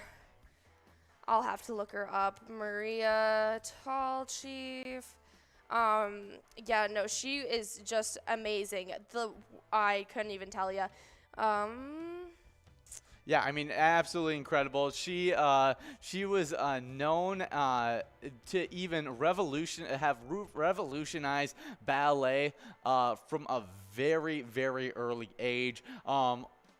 Basically started dancing from birth, getting formal lessons as soon as the age of 3. Yeah, no, I mean, that's really common. I mean, I was put into classical dance training at the age of 2. Oh yeah, I mean, like lots of people are, but like I would guess that it is more of a surprise in 1925 to start when you were 3 than it is nowadays to start when you were 3. And what was really funny when I was reading about her earlier today, so she's originally from Oklahoma, but when she was a teenager, her family moved her and her other 5 siblings to LA. I'll go over this in a second. We got a winner. links over at Plamore Lanes in Montgomery, taking home that $18 Musco prize. Good job, Lynx. And that minor is going to be clicking up to 56 balls or less in this game number 18. That is right. But they said that her parents had moved her and her siblings to LA when she was young to progress her dance career. And immediately I was like,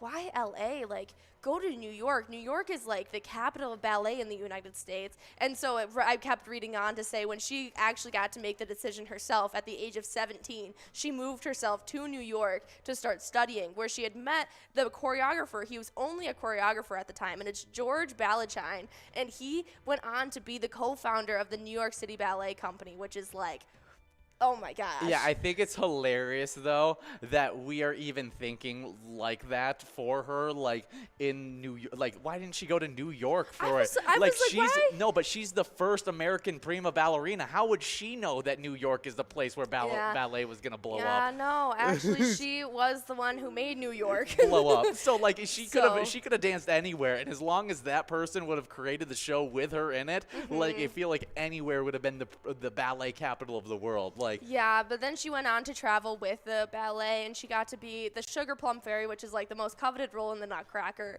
She got to be in, what else was she in? She was in The Firebird, which was a big time, it was like a passionate play that she was in. Wow. But she ended up being on to travel the world, and she was the first American to perform in that Moscow theater. Wow. When I talked about how she got to go train with Russia and the Russian Ballet Company, she was actually the first American prima ballerina to ever dance in that Moscow Blushki theater, which is super, super impressive. She then went on to found and create the Chicago City Ballet as well. Wow, that's super cool as well. I mean, Yeah. her and her sister ended up founding that Chicago. Yeah, and she was indicted to the National Women's Hall of Fame. She received a National Medal of Arts, not to mention that her siblings also had many accolades. Like, her brothers went on to play for the Steelers. I could not find that to save my life. Really? Yeah. Yeah, he played in like 60-something, I think. Yeah, literally nothing on Thomas Tallchief. Really? Being a football player. I see a picture now. Okay, yeah, he was drafted round 15, pick 133 in the 1946 NFL draft. That makes okay. There it is. Very cool. Just a very obscure football player that probably would never get recognized if it wasn't for that he had such an amazing dancer for a sister. I mean, Maria Tallchief will be remembered as the first American ballerina forever. That's awesome. That's amazing, and I love that she was Native American as well. Mm-hmm. Definitely some really good stuff. Next celebrity birthday, born in 1941, we got Neil Diamond, American singer-songwriter, and as soon as I say this first hit, you're going to know him. It's Sweet Caroline, but he also did I'm a Believer, Solitary Man, as well as many other big works. I love Solitary Man. That might be one of my favorite songs from him. Really? I can't say that I know that one off the top of my head. Really? Yeah, I probably would as soon as it started playing, but it's definitely not one that I just know from the name right what it is. Okay, well, he's got a lot of great works as well, but definitely Sweet Caroline is his, like, most Sweet Caroline. I mean, like, who has, like, I mean, there's been a million times student sections singing Sweet Caroline. Bum, bum, bum. It's ridiculous. It probably should stop soon. Yeah. But I mean, I definitely have heard Forever in Blue Jeans. Oh yeah. Cracklin' Rosie. Love on the Rocks. Yeah, that's another good one. Kentucky Woman. That's a good one. Yeah, super. Red Red Wine. Yeah, definitely a very, very, I want to say well-known singer. Yeah. He's got a net worth of $200 million. Yeah, that's pretty cool. That is impressive. Yeah. That's funny. I was just looking at this. It was like, what is Neil Diamond's most famous songs? And they actually have I'm a Believer as the number 1, Solitary Man as number 2, and then Sweet Caroline as number 3. Yeah, I think I love Solitary Man more than Sweet Caroline. But we got Mama Trey over at Club 57 Starfire Grill in Waseca, taking home $18.40 on that Musco. Yeah, good job, Mama Tra. And now we're getting enrolled into this next game of Jackpot Hunter. 19. Game number 19. Mm-hmm. Wow. Flying through. 4 more games left. Yeah, definitely keep on getting rolled, press and play. Yeah, like you said, 4 more games of Jackpot Hunter. We got 1 more game of Lucky 4 Bingo to end off the night, and then we're done, and you guys head into Skull Bingo. So keep on getting rolled, press and play. We need to give out another one of these minors, maybe 2 more by the time we end off. Yeah, but we have one final celebrity birthday of the day, and it was born in 1974, Ed Helms, an American comedic actor known for The Daily Show, The Office, The Hangover. He was in Vacation, We're the Millers, so many different things. Probably known most as Stu, or probably for his teeth. As Stu? Yeah, from The Hangover. Really? You think I would say for sure his role in The Office is his most known role ever. It just is like. To be honest, I didn't know that he was in The Office until last year. Really? Yeah, I also didn't know Will Ferrell was in it either, though. Yeah, Will Ferrell's a very brief part of it. He's more of like a one arc actor. Like, he comes in for a little bit. It's kind of like how actually the woman who voices the anime Naruto is in it as well. And is she really? And is just in it for just a quick little bit. That's really funny. I had no idea she was in that. Yeah. It's very, very funny, and there's a lot of actors and actresses that have been in that Office show that you just wouldn't even realize that just make it in little tiny bits, especially in the post Steve Carell era when they were trying to make up for like all the Steve Carell jokes that were missing. Yeah. No, wasn't that when Will Ferrell came in? Then he tried to replace Steve Carell. Yes, he was one of the replacements for Steve Carell. There was a lot of different replacements that came in for Steve Carell, and it was a very, very funny. But probably one of the best ads that came in with that was Ed Helm playing Andy Bernard. Mm-hmm. And so definitely I think The Hangover was probably the first thing that I ever saw him in. Oh, was definitely my first thing ever seeing him in as well. But his as Andy is his iconic role to me. Super, super good stuff. Yeah, I think him as Stu would probably be my most the one that comes to mind the most when I think of him. Can I tell you what's funny? I never actually think of him as Stu. The next thing I go to is when he's in Vacation? Yes. Yeah, when he, yep. Yeah, No, Vacation. Vacation is probably what I think of now just because I've seen it a couple times since it's come out very recently. Exactly. And so it's fresh on the head, you know. When you said that he was in We're the Millers, I was like, no, he's not. And then I realized that he plays the grimy guy that he works for. Yeah, he's the evil guy that tries to Yeah, with the killer whales and stuff. Yeah, and he's the guy that ends up getting put in jail at the very end of the movie. Yeah, very, very funny part of the whole movie. So happy birthday, Ed Helm. I mean, a very, very funny actor that brings a lot of awkward tension to any movie he's just in. kind of, his whole persona, like his whole demeanor, him just standing there with his like weird smile. I just feel like he is awkward. Yeah, it is. It definitely is. We have some Timberwolves news that is a lot of fun. We're finally even 23-23. And Anthony Edwards scored 25 points. D'Angelo Russell had 23 points and 10 assists. And the Minnesota Timberwolves defeated the Brooklyn Nets 136-125 on Sunday night. We were Love to see it. We were getting the scoring done on that night. Love to see it. Yeah. Yeah, no, Karl Anthony Towns overcame a poor shooting night, scoring 15 of his 23 points in the fourth quarter as the Wolves put the game away, winning for the third time in 4 games. Hey, that's pretty good. And, I mean, I know those 15 points only came off of 6 minutes of playing. Oh, he went for 23 shots in 6 minutes? No, 23 points was what he scored in the entire game. Of his points. But I thought it was he saying scored he scored 15 out of 23. Yeah, Just keep going. he scored 15 points in just 6 minutes of the fourth quarter. That's almost 2 shots a minute. Yeah, really, really doing a good job there, getting a lot of points. So good job, Karl Anthony Towns, getting after it in just that little 6-minute stretch. But our Minnesota Timberwolves also got a huge contribution from our role players. Before I go over those role players that played really well, we do have a winner. Yeah, we got player over at Eagles Grand Rapids taking home 2160 on that must-go in this game, number 19. Good job, player.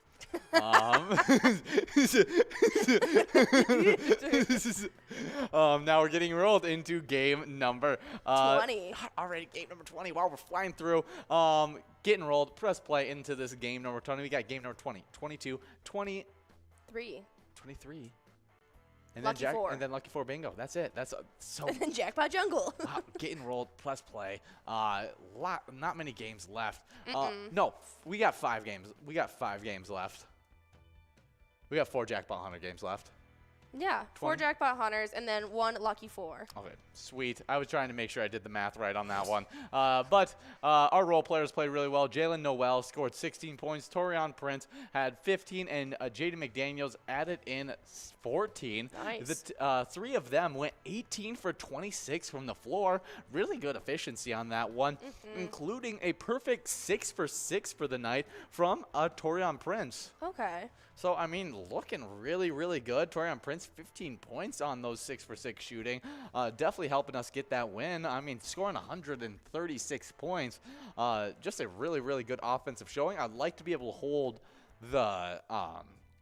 the Nets to a little bit lower scoring, but they had some of their big-time players like Kyrie Irving and James Harden out there playing. I know Kyrie dropped like 30 points in that game, and so it's a tough task for us to ask him to stop him offensively, but as long as our offense plays as good as it did in that game, we're going to have no issues getting wins. All right, well, we're going to have to see what happens tomorrow night when they take on the Trailblazers at 9 p.m. Yeah, it should be a lot of fun. Trailblazers haven't been nearly as hot as they've been in previous seasons, and hopefully our Timberwolves can get the win on this one. Let's actually check where the Timberwolves are sitting in this season right now, standings-wise, as they could easily be in that like playoff discussion right now, because that would be very, very big for them. Ooh, they're number 7 right now. You need to be in the I think the top 10. The top 10 to be able to be considered to be in there. 10th and 9th and 8th and 7th, I think, are in play-in tournaments. Okay. That aren't officially in the playoffs, but then they have a chance. If they win, then they move on into it. If we can move up one more spot, we'll be able to get into a solidified spot and not even have to play in the play-in tournament.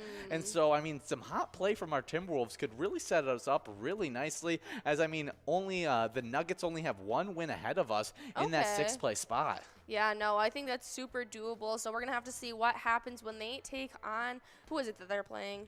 They're playing on the Trailblazers. Yes, the good old Trailblazers. Yeah. The Trailblazers are number 10 in this, and so they definitely have a reason to win as they are 20 and 26. Yeah. But we've had the better record so far this season, and we'll see if that can continue right here. Yeah, tomorrow night when they take them on at 9 o'clock. Okay, so I just looking a little bit more into our stats as we're 16 and 15 in conference. Okay. So we have a winning record in conference. But we're 13 and 10 at home, also a winning record. But we're 10 and 13 away, which means we have a little bit of a losing record in those games. But I mean, really, really nice stuff for our last 10 games.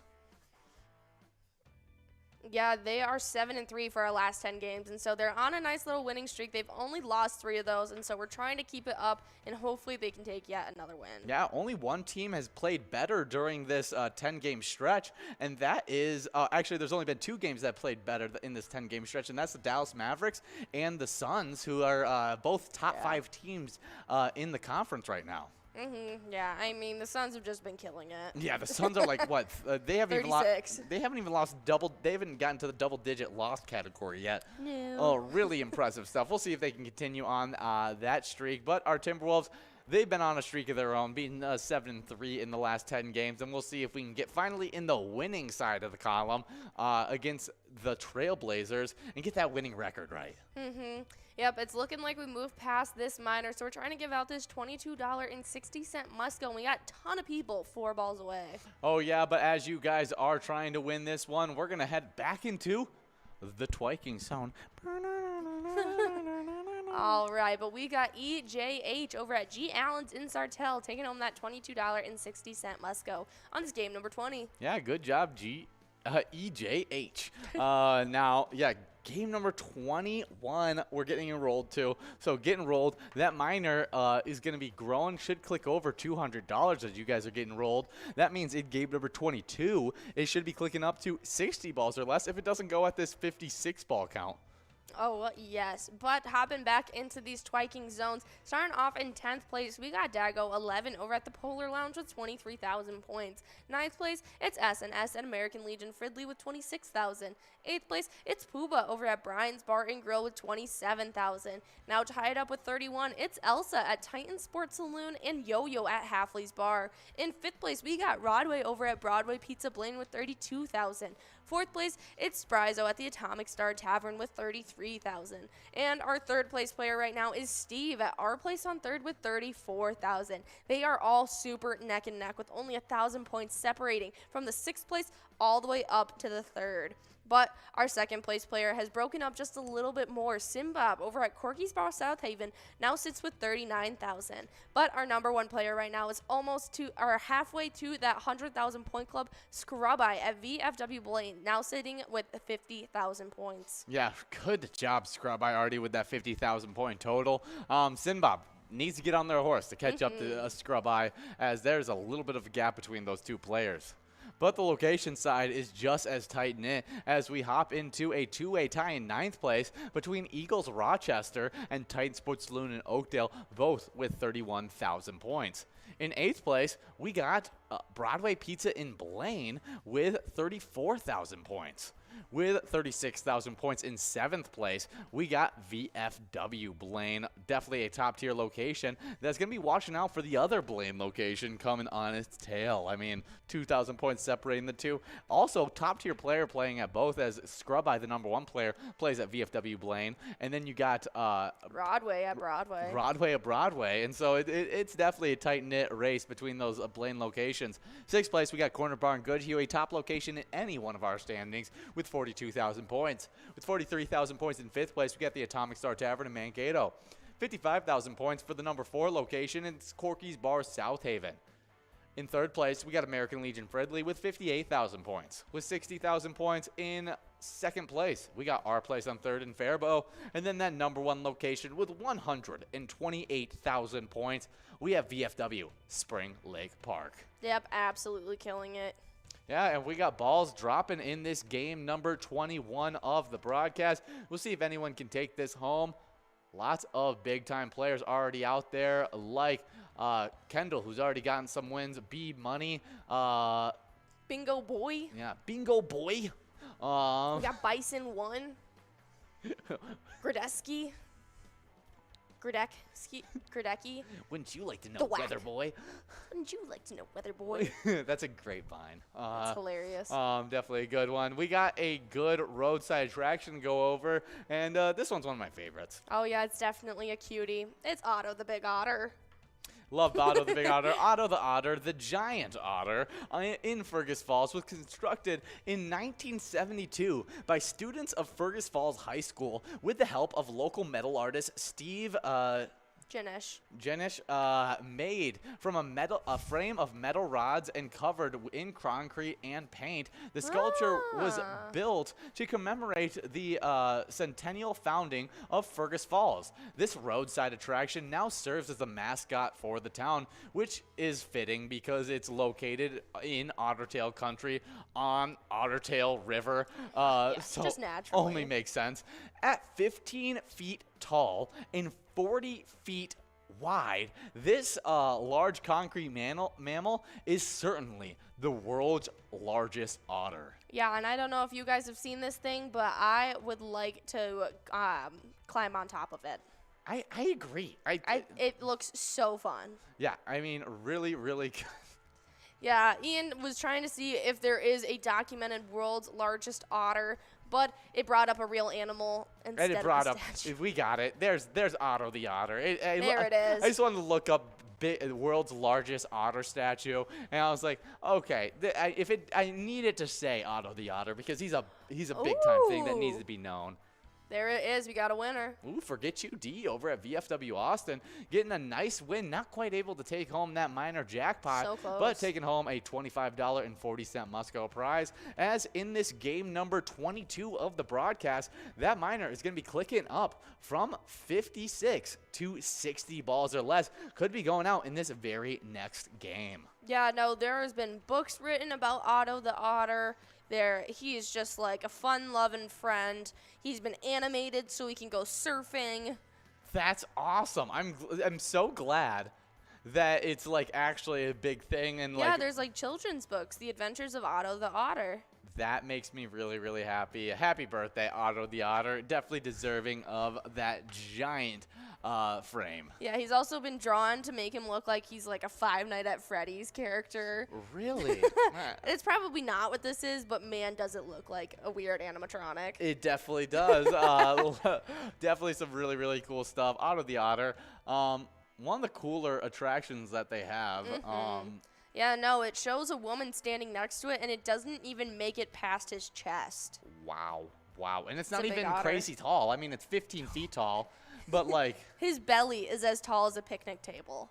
That's ridiculous. He's a big otter. No, it's more the length that's like crazy to me. Like Yeah. 40 feet long at 15 feet tall. Super impressive stuff. Go check out Otto the Otter over in Ottertail country. Oh, yeah. Well, let's also talk about Jackpot Hunter standings, as we've had some top-tier players, and I think it's my turn to talk about these players. Absolutely, In ninth place, we have a bunch of people tied. It's JLC at Spotlight Bar and Grill, Wolfstein at Carboni's Pizza, CR Billiards, Slappy at Carboni's Pizza, CR Billiards, Patriot 22 at Muddy Cow, Coon Rapids, and Big Mike at the Beach Club Bar and Grill, all with 10,000 points. In ninth place, Big Mike actually getting bumped back from 8th place into that 9th place tie. Patriot 22 having to earn points to stay in that 9th place tie, and then the rest of those players going from outside into 9th place. 8th place, we got Keith over at Billy's Rockford, breaking that tie from Big Mike, getting 15,000 points.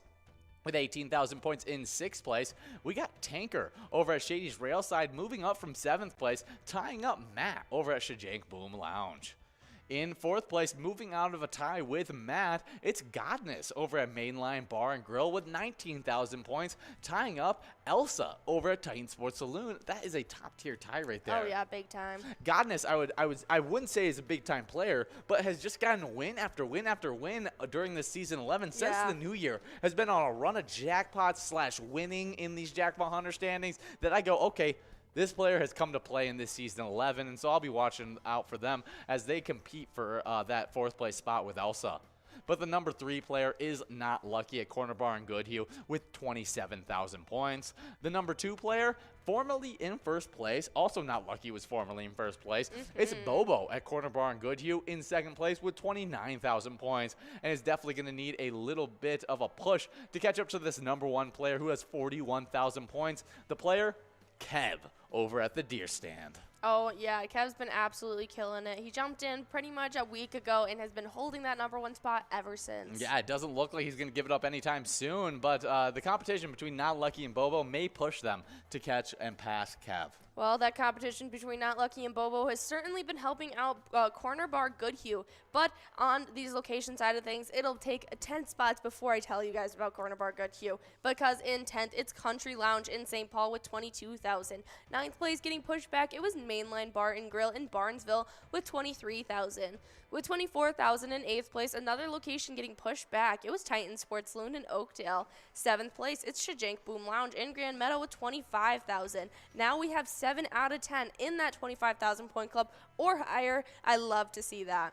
In 6th place, jumping in from outside the standings, no surprise here, Carboni's Pizza CR Billiards in Coon Rapids with 26,000 now.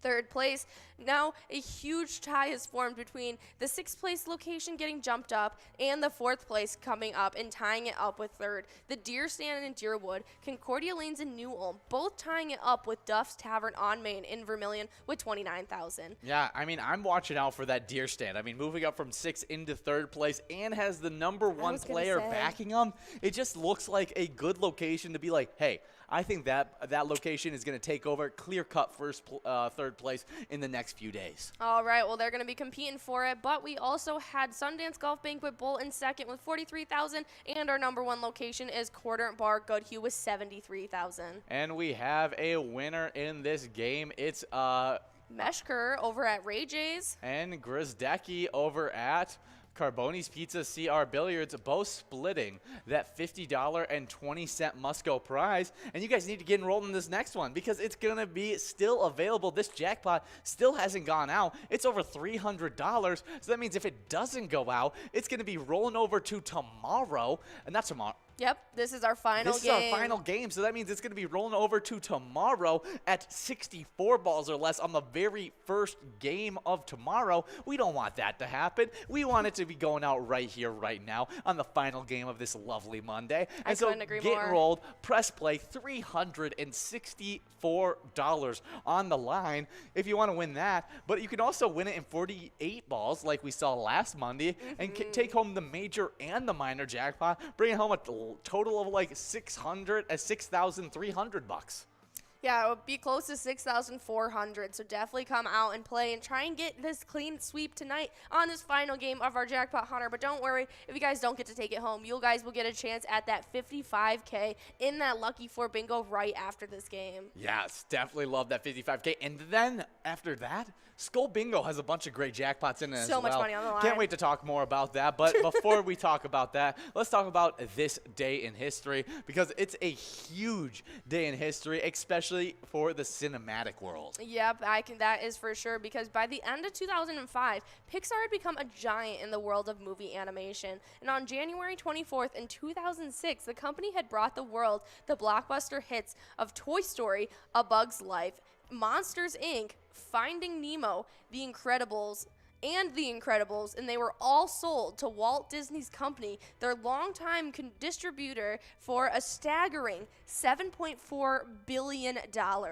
Wow, absolutely ridiculous. I mean, Pixar, one of those great childhood companies from especially our childhood that just dominated movie after movie and just kept on putting them out. Yes, when I was a child, I think I'd have to say that Monsters, Inc. was my favorite. Really? But now as I've grown up, I don't know. It's between, I don't even know. I couldn't even tell you.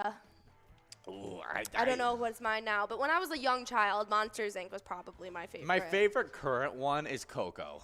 Love no, Coco. My favorite current one is probably Soul.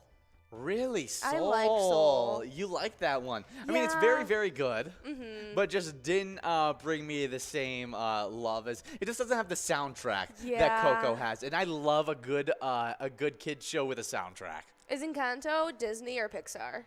Encanto's Disney. Oh, okay. They're all Pixar. Disney is Pixar now, so. Okay.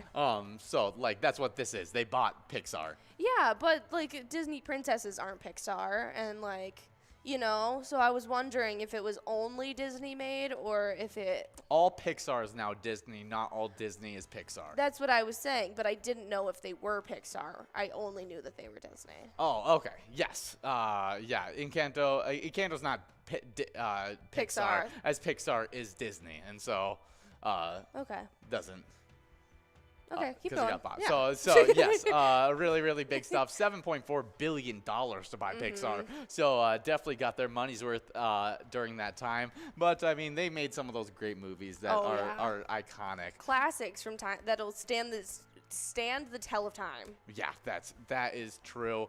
Yeah, I what can't is the wait other to, one? like- Is the one that isn't with them is DreamWorks, right? Yes. That's the one that's not Disney at all, but has like a bunch of other of our childhood movies that have killed it. Like that's who made Kung Fu Panda and that stuff. Okay, so yeah, now I'm getting which ones are different because Pixar's the lamp that jumps around. Yep. DreamWorks is the kid that fishes off the moon. Yep. Boom. Beautifully done. Putting the stuff together. Yeah, no. DreamWorks is like Madagascar, Kung Fu Panda, Shrek. Okay, yeah, those were really great movies, but definitely not what I would consider my childhood classics. No. As like what Pixar did, bringing I me don't know. like a bunch of those Madagascar things. might be one of my childhood Really, classics. I didn't watch a lot of Madagascar as a kid, to be Oh, honest. we loved the lemurs in my household. I mean, we quoted them a lot. Yeah, no. Like, Our quotes came alongside of our extensive knowledge on these movies. Like we watched Madagascar, Ice Age, and like Monsters Inc. like religiously. Yeah, see, like the movies. Like, I didn't watch Shrek a lot as a kid. Yeah, Shrek was kind of annoying to me as a kid. I didn't watch that one. I watched Robots a bunch as a kid. Yeah, but we got a winner. We got Player over at the Trail Stop Tavern in Eagan, taking home that $69.40 must-go prize, meaning that jackpot is rolled over to tomorrow, next jackpot hunter. And so come out tomorrow, as that miner should be going out in probably the very first game. I was going to say, be primed and ready right at 4 o'clock because this jackpot's going to be starting the day almost at $400, and that ball count goes up then. So you guys definitely need to be here on time and be ready. What a day to start keeping track of the minor jackpots that go out in Jackpot Hunter. We give out one. We give out one the whole day. This is the lowest amount of jackpots we've given out on this since the new rules have came out. Yeah, and this is the day I decide, I'm going to start keeping track of this stuff. Well, I mean, it made your work easy. It did. I only have to find one jackpot now. Yep. We got 1 minute and 45 seconds to get enrolled in this next one. And as you guys are getting enrolled, we got a charity spotlight to go over. VFW Post 1216 Austin. And their mission is to honor the dead by helping the living through veteran services, community services, national security, and promoting a strong national defense. Oh, yeah, that's an amazing charity. So if you guys want to show some support, go over to VFW Austin, a huge location that I know some of you are playing at as we speak. Oh, yeah, we love all those VFWs, and so definitely head over there. They're the #1 location in the PGL standings. I was going to say, they've been getting a lot of support because there's been a lot of play going on there. Yeah, there definitely has. Speaking of those PGL standings, we want to go over those top 10 in the player side. All right. Well, I took the players last time. 10th place, we got Big Dog over at Rustic Saloon with 176,000 points. With 185,000 points in 9th place, we got Sloppy over at Malone's Bar and Grill. 8th place, Nixon at VFW Roseville with 187,000 points. With 200,000 points in 7th place, we have a big-time player, Sarah Honey, over at VFW Austin. 6th place is Bryzo over at the Underground Bar and Grill with 203,000 points. Fifth place, Kick Your Arizona over at the Beach Club Bar and Grill with 205,000 points. We talked about this before. Sarah Honey, Brizo, and Kick Your Arizona all in a very tight-knit race, only 5,000 points separating those players. In fourth place, we got Keith over at Billy's Rockford with 224,000 points. With 227,000 points. In third place, we got RCD over at the Pebble Creek Golf Course. Second place, a player that I know you're rooting for, Wet Stana over at Duffy's Bar and Grill with 239,000 points. They're going to need a little bit of a push to catch up to this number one player. Yeah. Because the number one player has 303,000 points, and that player is Bam Bam over at Stewartville Legion Post. All right, well, I'm not going to be as nice and give you guys the totals, but I'll give you the top 10 of the locations. Starting off in 10th, it's Atomic Star Tavern in Mankato. In 9th, it's Shep's on 6th in Brainerd. 8th place, coming in from outside of the standings, it was Roadside Bar and Grill in Borup.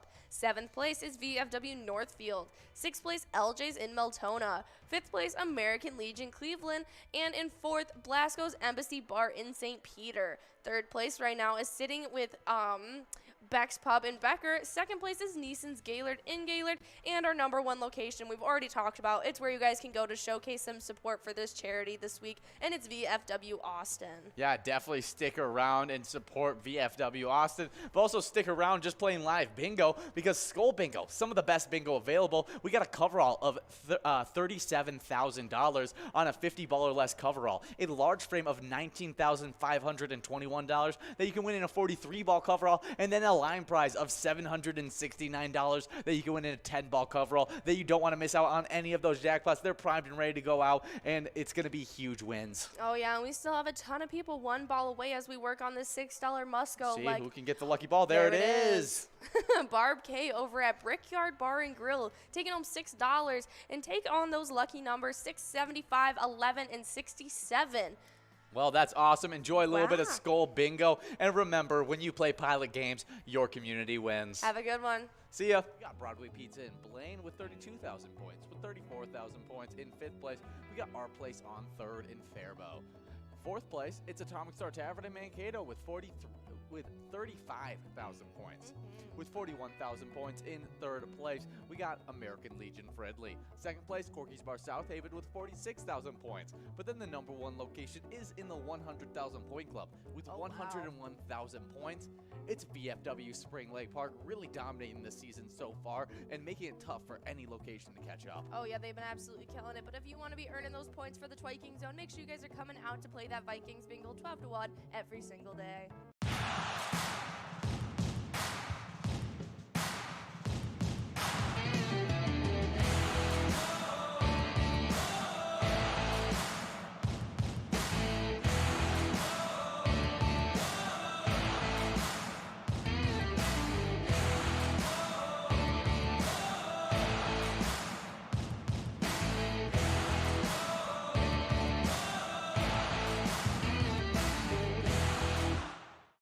Hey guys, and we love our PGL nights on Tuesday and Wednesday, and all the points that accumulate during those nights all go towards those PGL standings, which are so fun and so jam-packed. Oh, yeah, it's been really fun seeing how this season kick starts. But starting off in 10th with our players, it's Sarah Honey at VFW Austin with 132,000 points. 9th place, it's Lulu at American Legion Fridley with 137,000.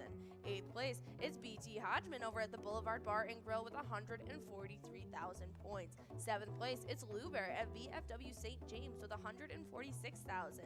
6th place, it's Worksies over at HR Pesties with 148,000. 5th place, it's Keith over at Billy's Rockford with 162,000. 4th place, it's Wet Santa over at Max's on Main with 174,000. With 205,000, it's Kick Your Arizona over at the Beach Club Bar and Grill. In 2nd place, it's RCD at Pebble Creek Golf Course with 227,000 points. And our number 1 PGL player right now is Bam Bam over at the Stewartville Legion Post with 247,000 PGL points. Yeah, really killing it is Bam Bam. I mean, oh yeah. making the Rebels proud. Oh, I would say so. In 10th place in our location standings, we got Stewartville Legion Post with 432,000 points. With 434,000 points in 9th place, we got Blasco's Embassy Bar in St. Peter. 8th place, it's VFW Northfield with 435,000 points. With 440,000 points in 7th place, we got the Atomic Star Tavern in Mankato. 6th place, it's Neeson's Gaylord with 539,000 points. 5th place, Sheps on 6 and Brainerd with 545,000 points. With 558,000 points in 4th place, we got LJ's in Meltona. 3rd place is Beck's Pub and Becker with 581,000 points. With 589,000 points in 2nd place, we got American Legion Cleveland, and then that number 1 location is VFW Austin with 670,000 points. Wow, that is impressive. Going into the 3rd week with already that many points, but make sure you guys are coming out for our MegaSota game night as well as our Wild Wednesday for a chance at earning those PGO points. Our mission is to serve the community. Pilot Games has given us the opportunity to provide those resources and so forth that we need to our schools, to our fire department, to our library, to organizations that help the hungry. All of those are all made possible by the Pilot Games organization.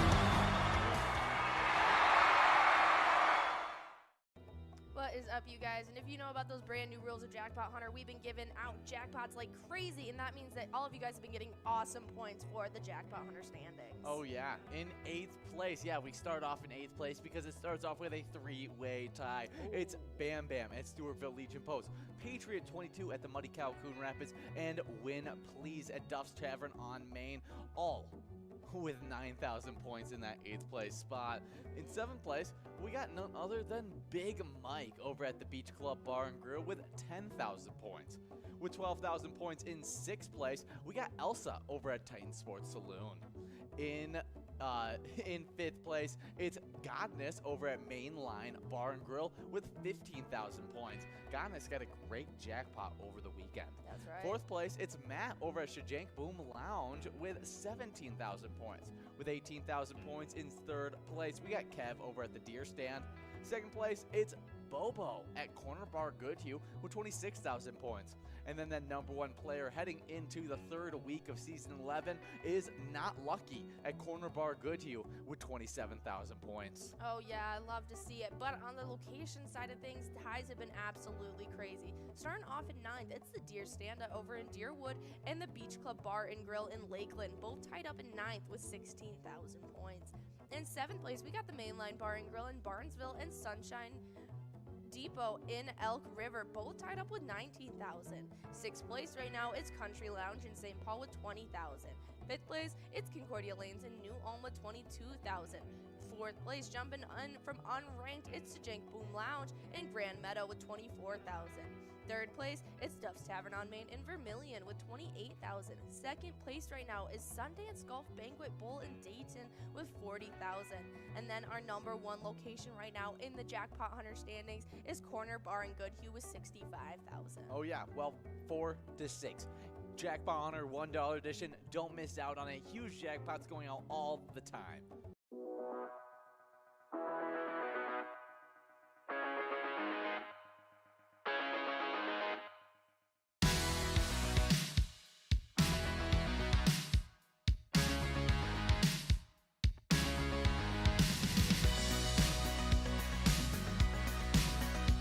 There it is. 53 balls.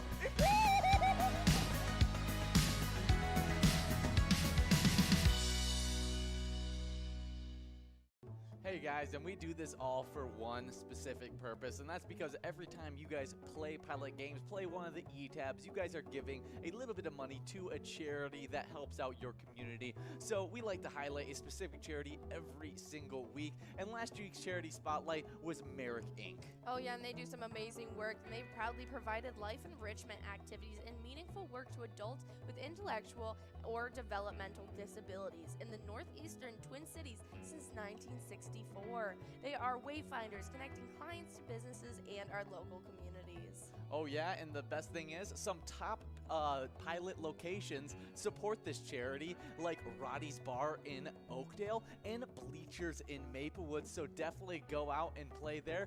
And like we always say, remember, when you play Pilot Games, your community wins.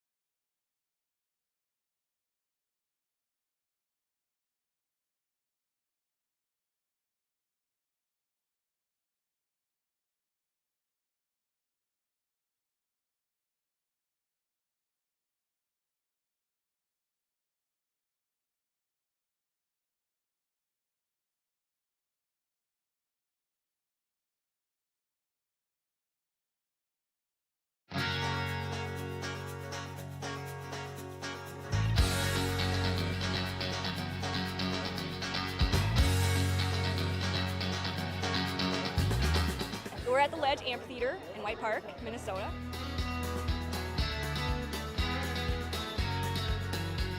I saw the Blues Brothers 2 years ago with these guys.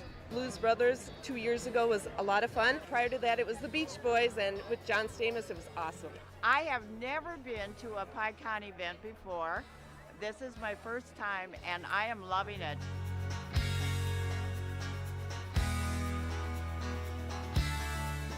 Yeah, this is incredible. We pulled in, parked, got some free beers, amazing free food. Famous days!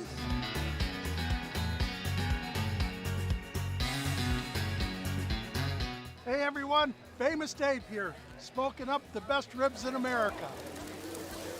Having a great time so far. We got a picture with John Randall. It's pretty awesome. John Randall is like my favorite. Skol, skol, skol, baby! Really cool seeing John Creasel. Really cool listening to him talking his story. This is my first PyCon, and I've had a blast.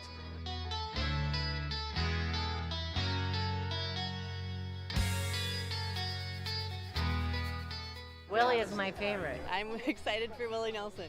I grew up listening to Willie Nelson my whole life. Willie Nelson. Willie Nelson. Have a Willie nice day!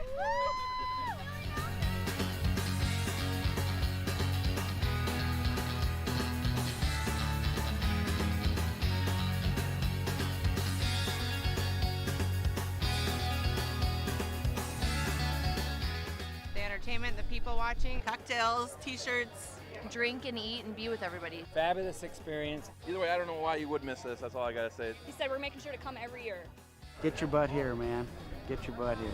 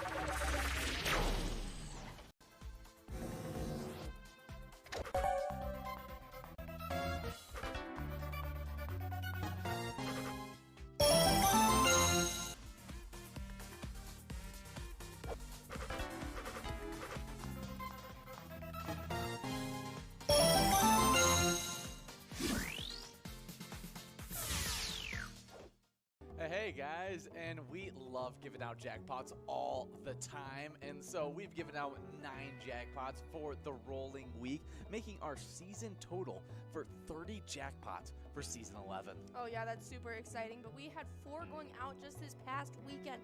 starting off with Godness over at Mainline Bar and Grill, taking home $35,597. That is a huge jackpot for Godness, but we also had a Trailey over at Malone's Bar and Grill take home $705. Oh yes, but we also had Keither over at Broadway Pizza in Coon Rapids taking home a whopping $675. Yeah, great jackpot for that Saturday, but Sunday had a great jackpot as well, as Kev over at the beer stand took home $4,755 to wrap up the weekend. Oh yeah, but if you guys want to be winning all of those jackpots, make sure you guys are coming out and playing pilot games all day long. Hey guys, and we know the Twiking Zone, it's always crazy. There's always shakeups happening all the time, but I did not expect coming into today for there to be so many ties in 8th place. Oh yeah, it's starting it off in 8th place. It was Belisa at Willard's Bar Bacchus, Yo-Yo at Duff's Tavern on Main, Julie at VFW Spring Lake Park, and Elsa at Titan Sports Loon, all jumping in and tying it up with S&S at American Legion Fridley. Now all of those players with 18,000 points. That is a lot of points for that large of a tie. Oh yeah, but next up in 7th place, we got Fat Cutta at the Route 65 Pub and Grub with 19,000. Next up, 6th place, it goes to Dago 11 at the Polar Lounge with 20,000.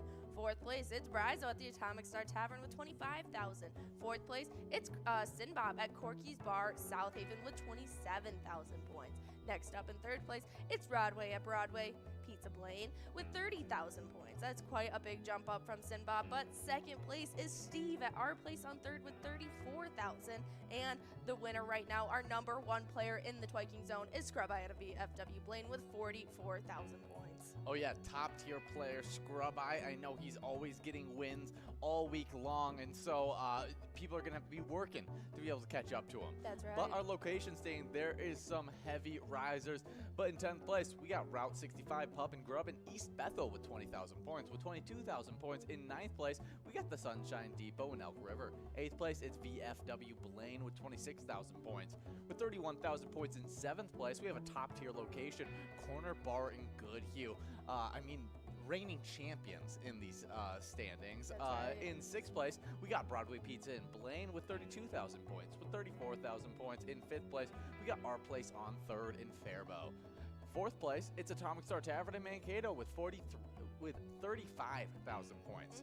With 41,000 points in 3rd place, we got American Legion Fridley. 2nd place, Corky's Bar South Haven with 46,000 points. But then the number 1 location is in the 100,000 point club with 101,000 points.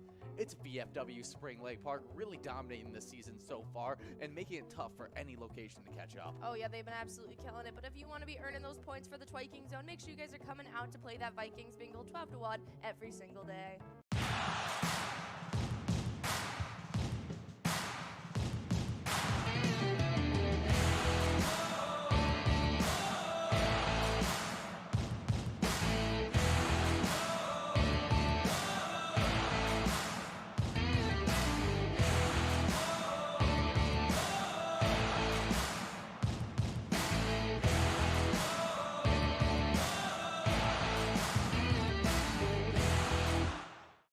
Hey guys, and we love our PGL nights on Tuesday and Wednesday, and all the points that accumulate during those nights all go towards those PGL standings, which are so fun and so jam-packed. Oh yeah, it's been really fun seeing how this season kick starts. But starting off in 10th with our players, it's Sarah Honey at VFW Austin with 132,000 points. 9th place, it's Lulu at American Legion Fridley with 137,000.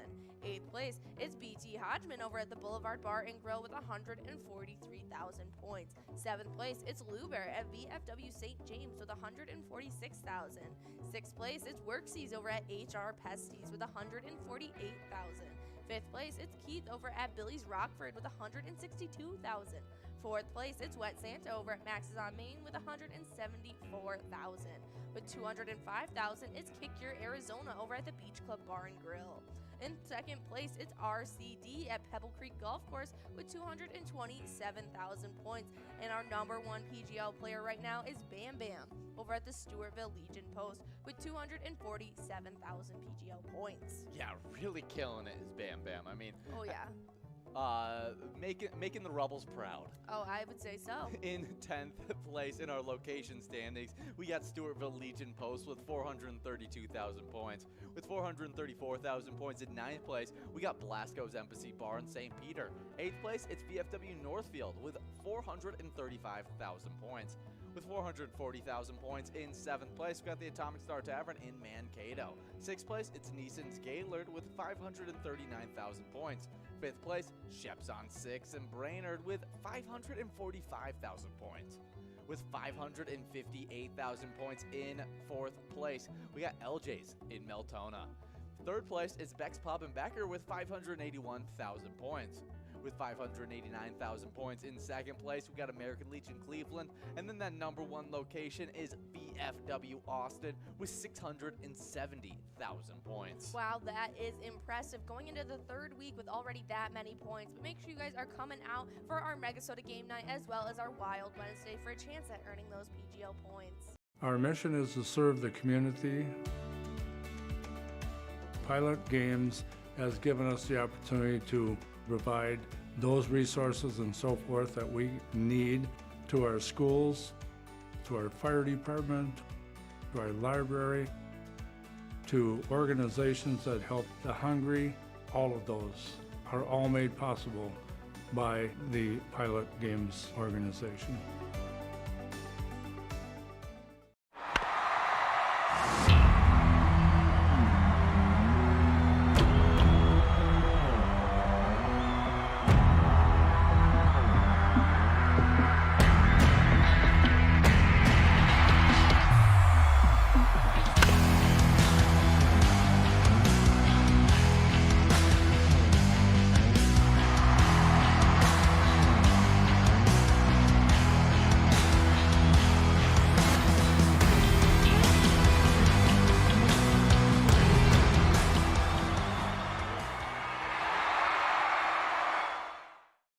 What is up, you guys? And if you know about those brand new rules of Jackpot Hunter, we've been giving out jackpots like crazy, and that means that all of you guys have been getting awesome points for the Jackpot Hunter standings. Oh yeah, in 8th place. Yeah, we start off in 8th place because it starts off with a 3-way tie. Ooh. It's Bam Bam at Stewartville Legion Post, Patriot 22 at the Muddy Cow Coon Rapids, and Win Please at Duff's Tavern on Main, all with 9,000 points in that 8th place spot. In 7th place, we got none other than Big Mike over at the Beach Club Bar and Grill with 10,000 points. With 12,000 points in 6th place, we got Elsa over at Titan Sports Saloon. In 5th place, it's Godness over at Mainline Bar and Grill with 15,000 points. Godness got a great jackpot over the weekend. That's right. 4th place, it's Matt over at Shajank Boom Lounge with 17,000 points. With 18,000 points in 3rd place, we got Kev over at the Deer Stand. 2nd place, it's Bobo at Corner Bar Goodhue with 26,000 points. And then that number 1 player heading into the 3rd week of season 11 is Not Lucky at Corner Bar Goodhue with 27,000 points. Oh yeah, I love to see it. But on the location side of things, ties have been absolutely crazy. Starting off in 9th, it's the Deer Stand over in Deerwood and the Beach Club Bar and Grill in Lakeland, both tied up in 9th with 16,000 points. In 7th place, we got the Mainline Bar and Grill in Barnesville and Sunshine Depot in Elk River, both tied up with 19,000. 6th place right now is Country Lounge in St. Paul with 20,000. 5th place, it's Concordia Lanes in New Ulm with 22,000. 4th place, jumping from unranked, it's Shajank Boom Lounge in Grand Meadow with 24,000. 3rd place, it's Duff's Tavern on Main in Vermilion with 28,000. 2nd place right now is Sundance Golf Banquet Bowl in Dayton with 40,000. And then our number 1 location right now in the Jackpot Hunter standings is Corner Bar and Goodhue with 65,000. Oh yeah, well, 4 to 6. Jackpot Hunter $1 edition. Don't miss out on it. Huge jackpots going out all the time.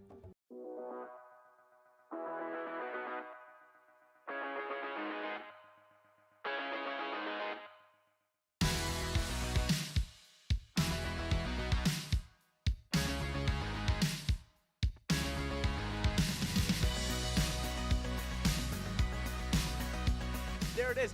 53 balls.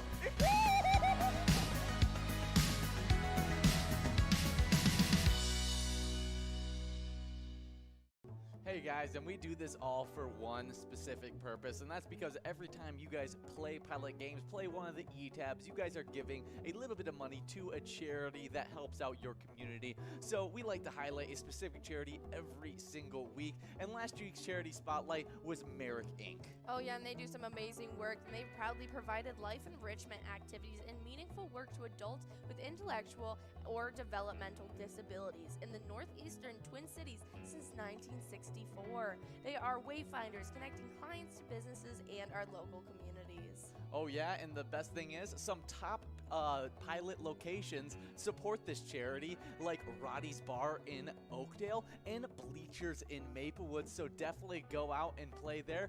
And like we always say, remember, when you play Pilot Games, your community wins.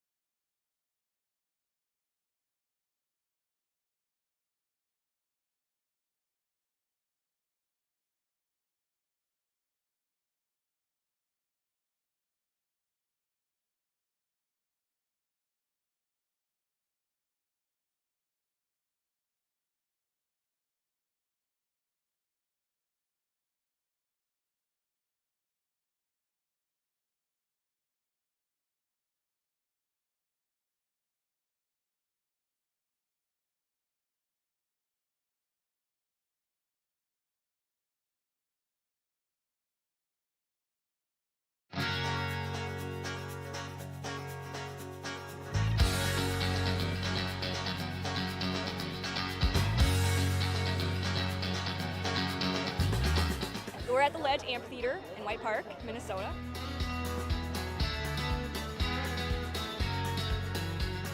I saw the Blues Brothers 2 years ago with these guys. Blues Brothers 2 years ago was a lot of fun. Prior to that, it was the Beach Boys, and with John Stamos, it was awesome. I have never been to a PyCon event before.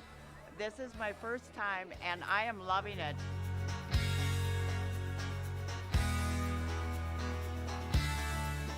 Yeah, this is incredible. We pulled in, parked, got some free beers, amazing free food. Famous Days!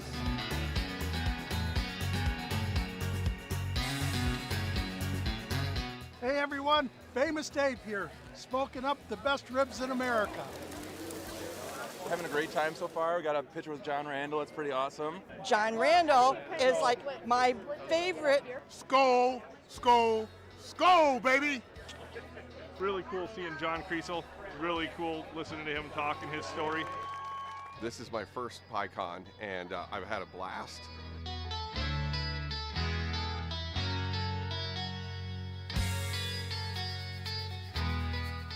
Willie is my favorite. I'm excited for Willie Nelson. I grew up listening to Willie Nelson my whole life. Willie Nelson. Willie Nelson. Have a really nice day!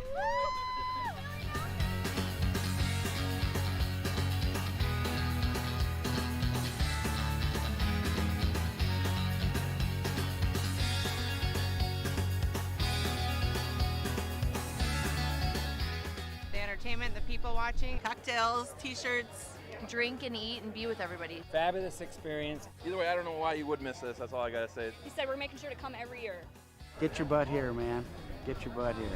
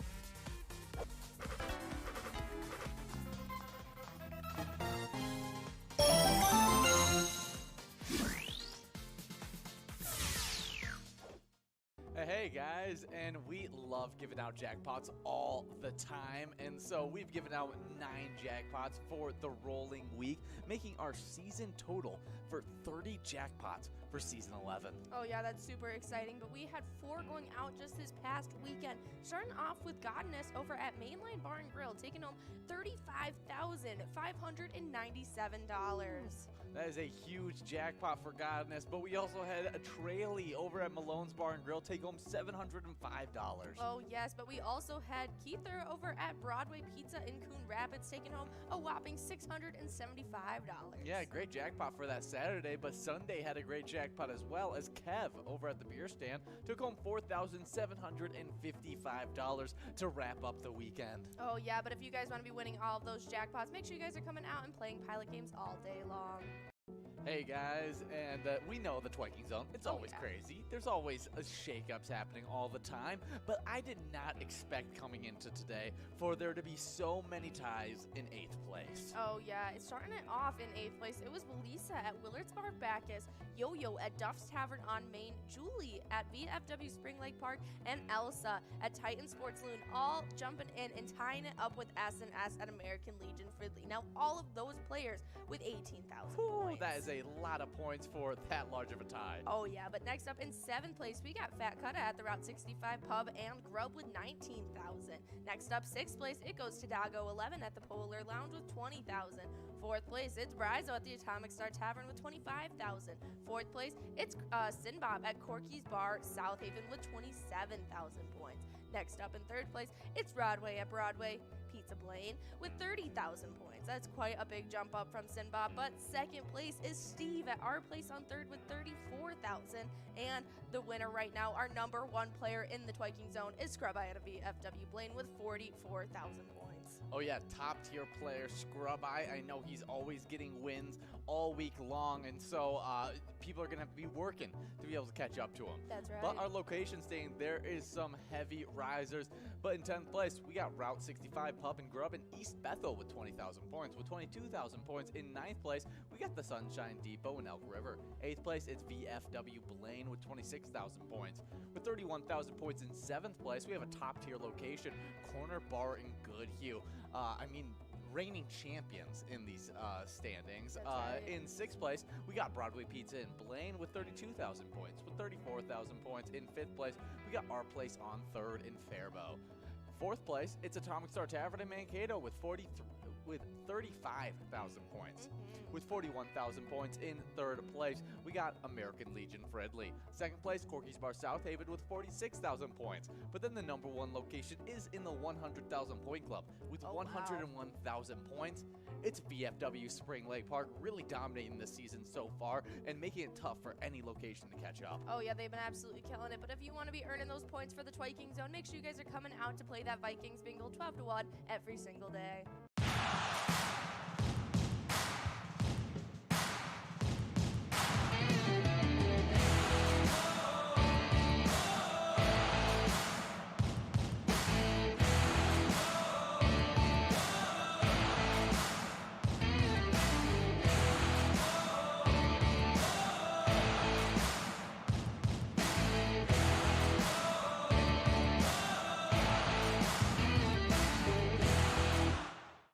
Hey guys, and we love our PGL nights on Tuesday and Wednesday, and all the points that accumulate during those nights all go towards those PGL standings, which are so fun and so jam-packed. Oh yeah, it's been really fun seeing how this season kick starts. But starting off in 10th with our players, it's Sarah Honey at VFW Austin with 132,000 points. 9th place, it's Lulu at American Legion Fridley with 137,000. 8th place, it's BT Hodgman over at the Boulevard Bar and Grill with 143,000 points. 7th place, it's Lou Bear at VFW St. James with 146,000. 6th place, it's Worksies over at HR Pesties with 148,000. 5th place, it's Keith over at Billy's Rockford with 162,000. 4th place, it's Wet Santa over at Max's on Main with 174,000. With 205,000, it's Kick Your Arizona over at the Beach Club Bar and Grill. In 2nd place, it's RCD at Pebble Creek Golf Course with 227,000 points. And our number 1 PGL player right now is Bam Bam over at the Stewartville Legion Post with 247,000 PGL points. Yeah, really killing it is Bam Bam. Oh yeah. making the Rebels proud. Oh, I would say so. In 10th place in our location standings, we got Stewartville Legion Post with 432,000 points. With 434,000 points in 9th place, we got Blasco's Embassy Bar in St. Peter. 8th place, it's VFW Northfield with 435,000 points. With 440,000 points in 7th place, we got the Atomic Star Tavern in Mankato. 6th place, it's Neeson's Gaylord with 539,000 points. 5th place, Sheps on 6 in Brainerd with 545,000 points. With 558,000 points in 4th place, we got LJ's in Meltona. 3rd place is Beck's Pub and Becker with 581,000 points. With 589,000 points in 2nd place, we got American Legion Cleveland, and then that number 1 location is VFW Austin with 670,000 points. Wow, that is impressive. Going into the 3rd week with already that many points, but make sure you guys are coming out for our MegaSota game night as well as our Wild Wednesday for a chance at earning those PGO points. Our mission is to serve the community. Pilot Games has given us the opportunity to provide those resources and so forth that we need to our schools, to our fire department, to our library, to organizations that help the hungry. All of those are all made possible by the Pilot Games organization.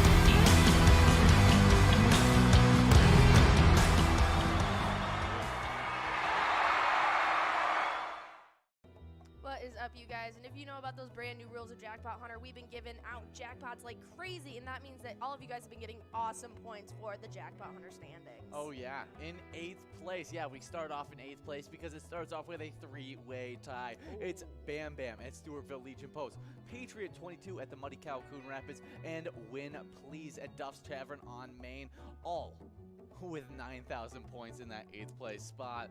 In 7th place, we got none other than Big Mike over at the Beach Club Bar and Grill with 10,000 points.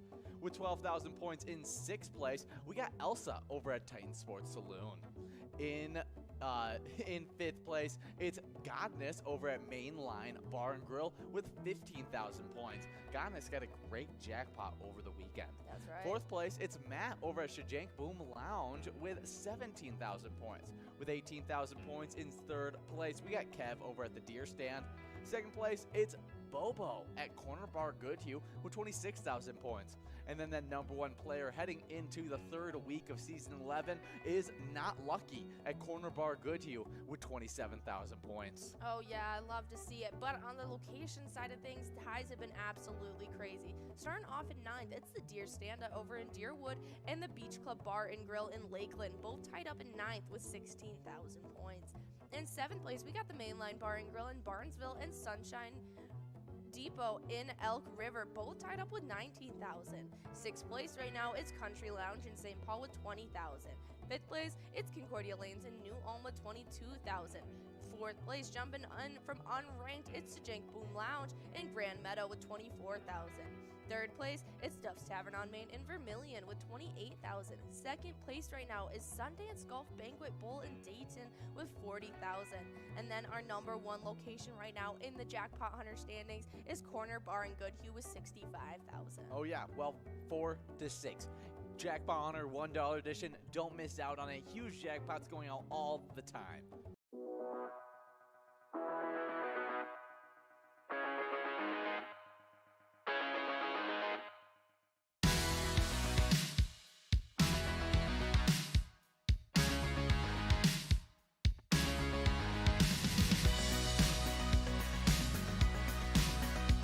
There it is, 53 balls.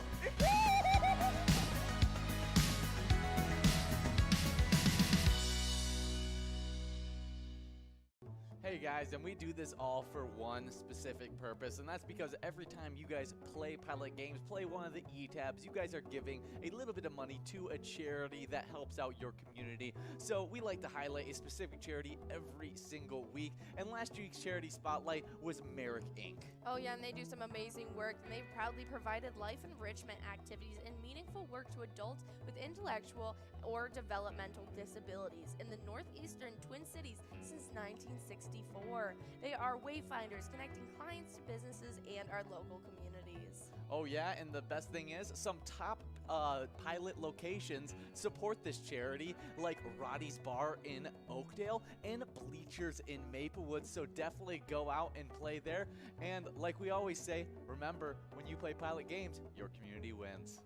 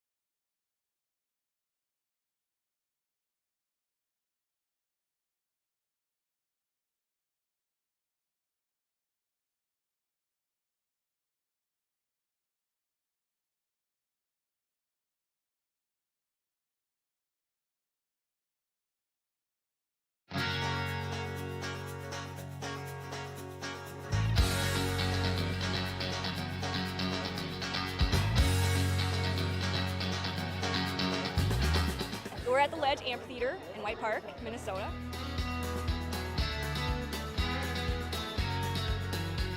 I saw the Blues Brothers 2 years ago with these guys. Blues Brothers 2 years ago was a lot of fun. Prior to that, it was the Beach Boys, and with John Stamos, it was awesome. I have never been to a PyCon event before. This is my first time, and I am loving it.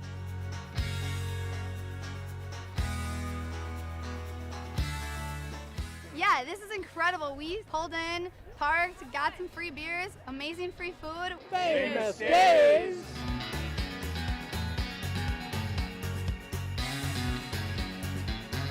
Hey everyone, Famous Dave here, smoking up the best ribs in America.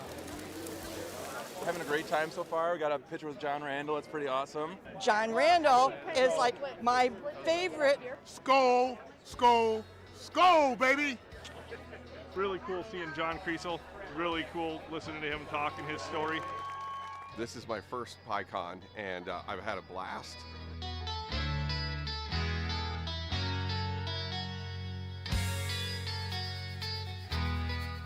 Willie is my favorite. I'm excited for Willie Nelson. I grew up listening to Willie Nelson my whole life. Willie Nelson. Willie Nelson. Have a really nice day!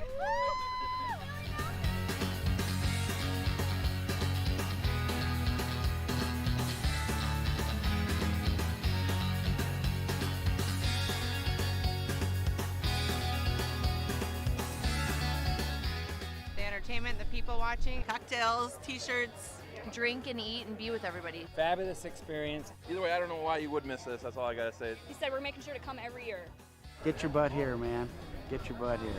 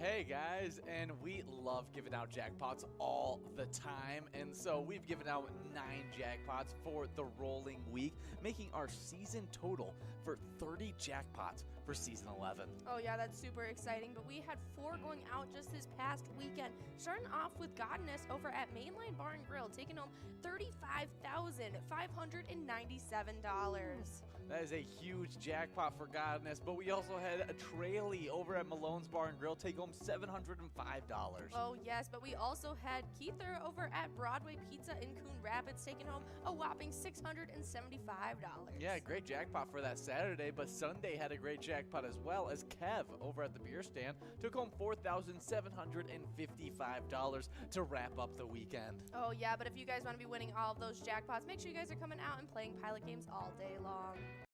Hey guys, and we know the Twiking Zone, it's always crazy. There's always shakeups happening all the time, but I did not expect coming into today for there to be so many ties in 8th place. Oh yeah, it's starting it off in 8th place. It was Lisa at Willard's Bar Bacchus, Yo-Yo at Duff's Tavern on Main, Julie at VFW Spring Lake Park, and Elsa at Titan Sports Saloon, all jumping in and tying it up with S&S at American Legion Fridley. Now all of those players with 18,000 points. That is a lot of points for that large of a tie. Oh yeah, but next up in 7th place, we got Fat Cutta at the Route 65 Pub and Grub with 19,000. Next up, 6th place, it goes to Dago 11 at the Polar Lounge with 20,000. 4th place, it's Brizo at the Atomic Star Tavern with 25,000. 4th place, it's Sinbob at Corky's Bar South Haven with 27,000 points. Next up in 3rd place, it's Broadway at Broadway Pizza Blaine with 30,000 points. That's quite a big jump up from Sinbob, but 2nd place is Steve at Our Place on 3rd with 34,000. And the winner right now, our number 1 player in the Twiking Zone, is Scrub Eye at a VFW Blaine with 44,000 points. Oh yeah, top tier player Scrub Eye. I know he's always getting wins all week long, and so people are gonna have to be working to be able to catch up to him. That's right. But our location staying, there is some heavy risers.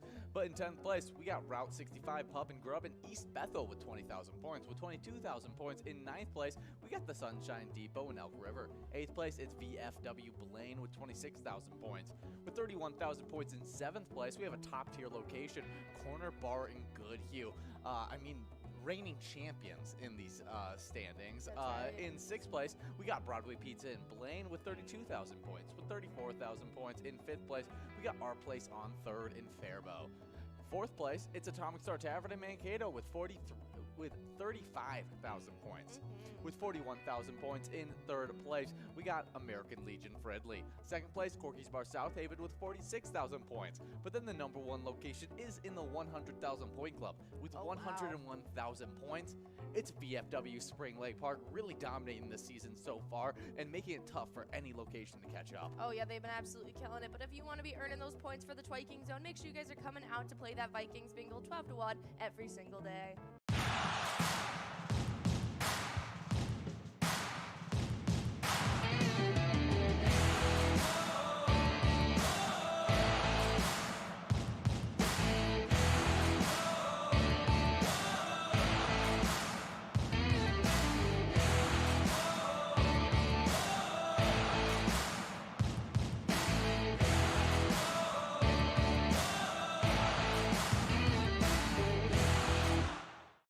Hey guys, and we love our PGL nights on Tuesday and Wednesday, and all the points that accumulate during those nights all go towards those PGL standings, which are so fun and so jam-packed. Oh yeah, it's been really fun seeing how this season kick starts. But starting off in 10th with our players, it's Sarah Honey at VFW Austin with 132,000 points. 9th place, it's Lulu at American Legion Fridley with 137,000. 8th place, it's BT Hodgman over at the Boulevard Bar and Grill with 143,000 points. 7th place, it's Lou Bear at VFW St. James with 146,000. 6th place, it's Worksies over at HR Pesties with 148,000. 5th place, it's Keith over at Billy's Rockford with 162,000. 4th place, it's Wet Santa over at Max's on Main with 174,000. With 205,000, it's Kick Your Arizona over at the Beach Club Bar and Grill. In 2nd place, it's RCD at Pebble Creek Golf Course with 227,000 points. And our number 1 PGL player right now is Bam Bam over at the Stewartville Legion Post with 247,000 PGL points. Yeah, really killing it is Bam Bam. Oh yeah. Making the Rebels proud. Oh, I would say so. In 10th place in our location standings, we got Stewartville Legion Post with 432,000 points. With 434,000 points in 9th place, we got Blasco's Embassy Bar in St. Peter. 8th place, it's VFW Northfield with 435,000 points. With 440,000 points in 7th place, we got the Atomic Star Tavern in Mankato. 6th place, it's Neeson's Gaylord with 539,000 points. 5th place, Sheps on 6 in Brainerd with 545,000 points. With 558,000 points in 4th place, we got LJ's in Meltona. 3rd place is Beck's Pub and Becker with 581,000 points. With 589,000 points in 2nd place, we got American Legion Cleveland, and then that number 1 location is VFW Austin with 670,000 points. Wow, that is impressive. Going into the 3rd week with already that many points, but make sure you guys are coming out for our MegaSota game night as well as our Wild Wednesday for a chance at earning those PGO points. Our mission is to serve the community.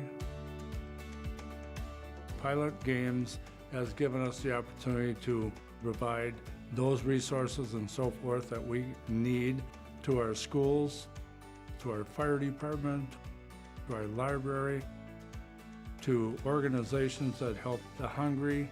All of those are all made possible by the Pilot Games organization.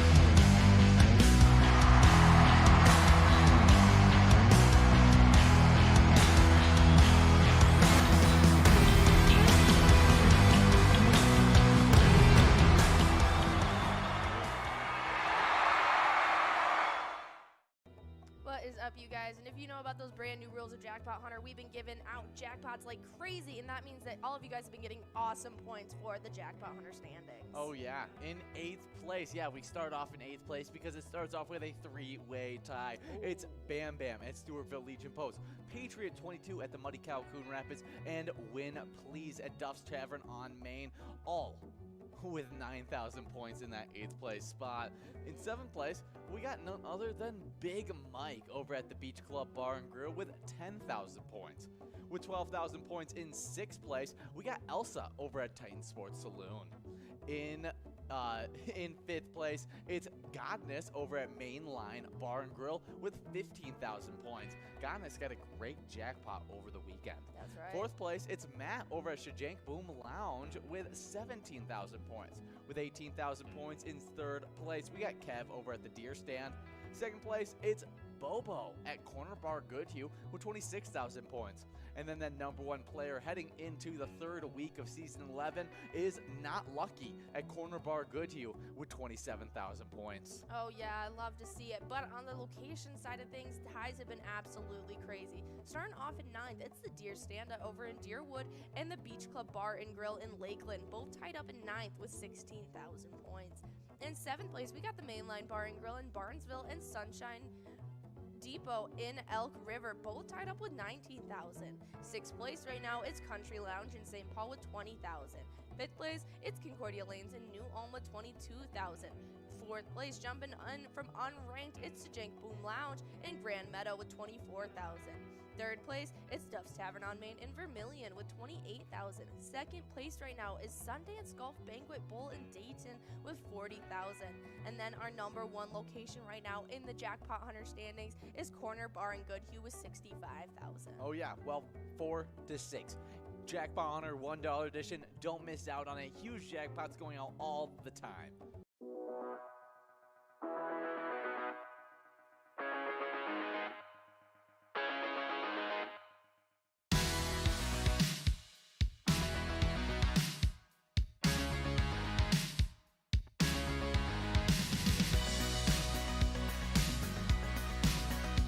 There it is. 53 balls.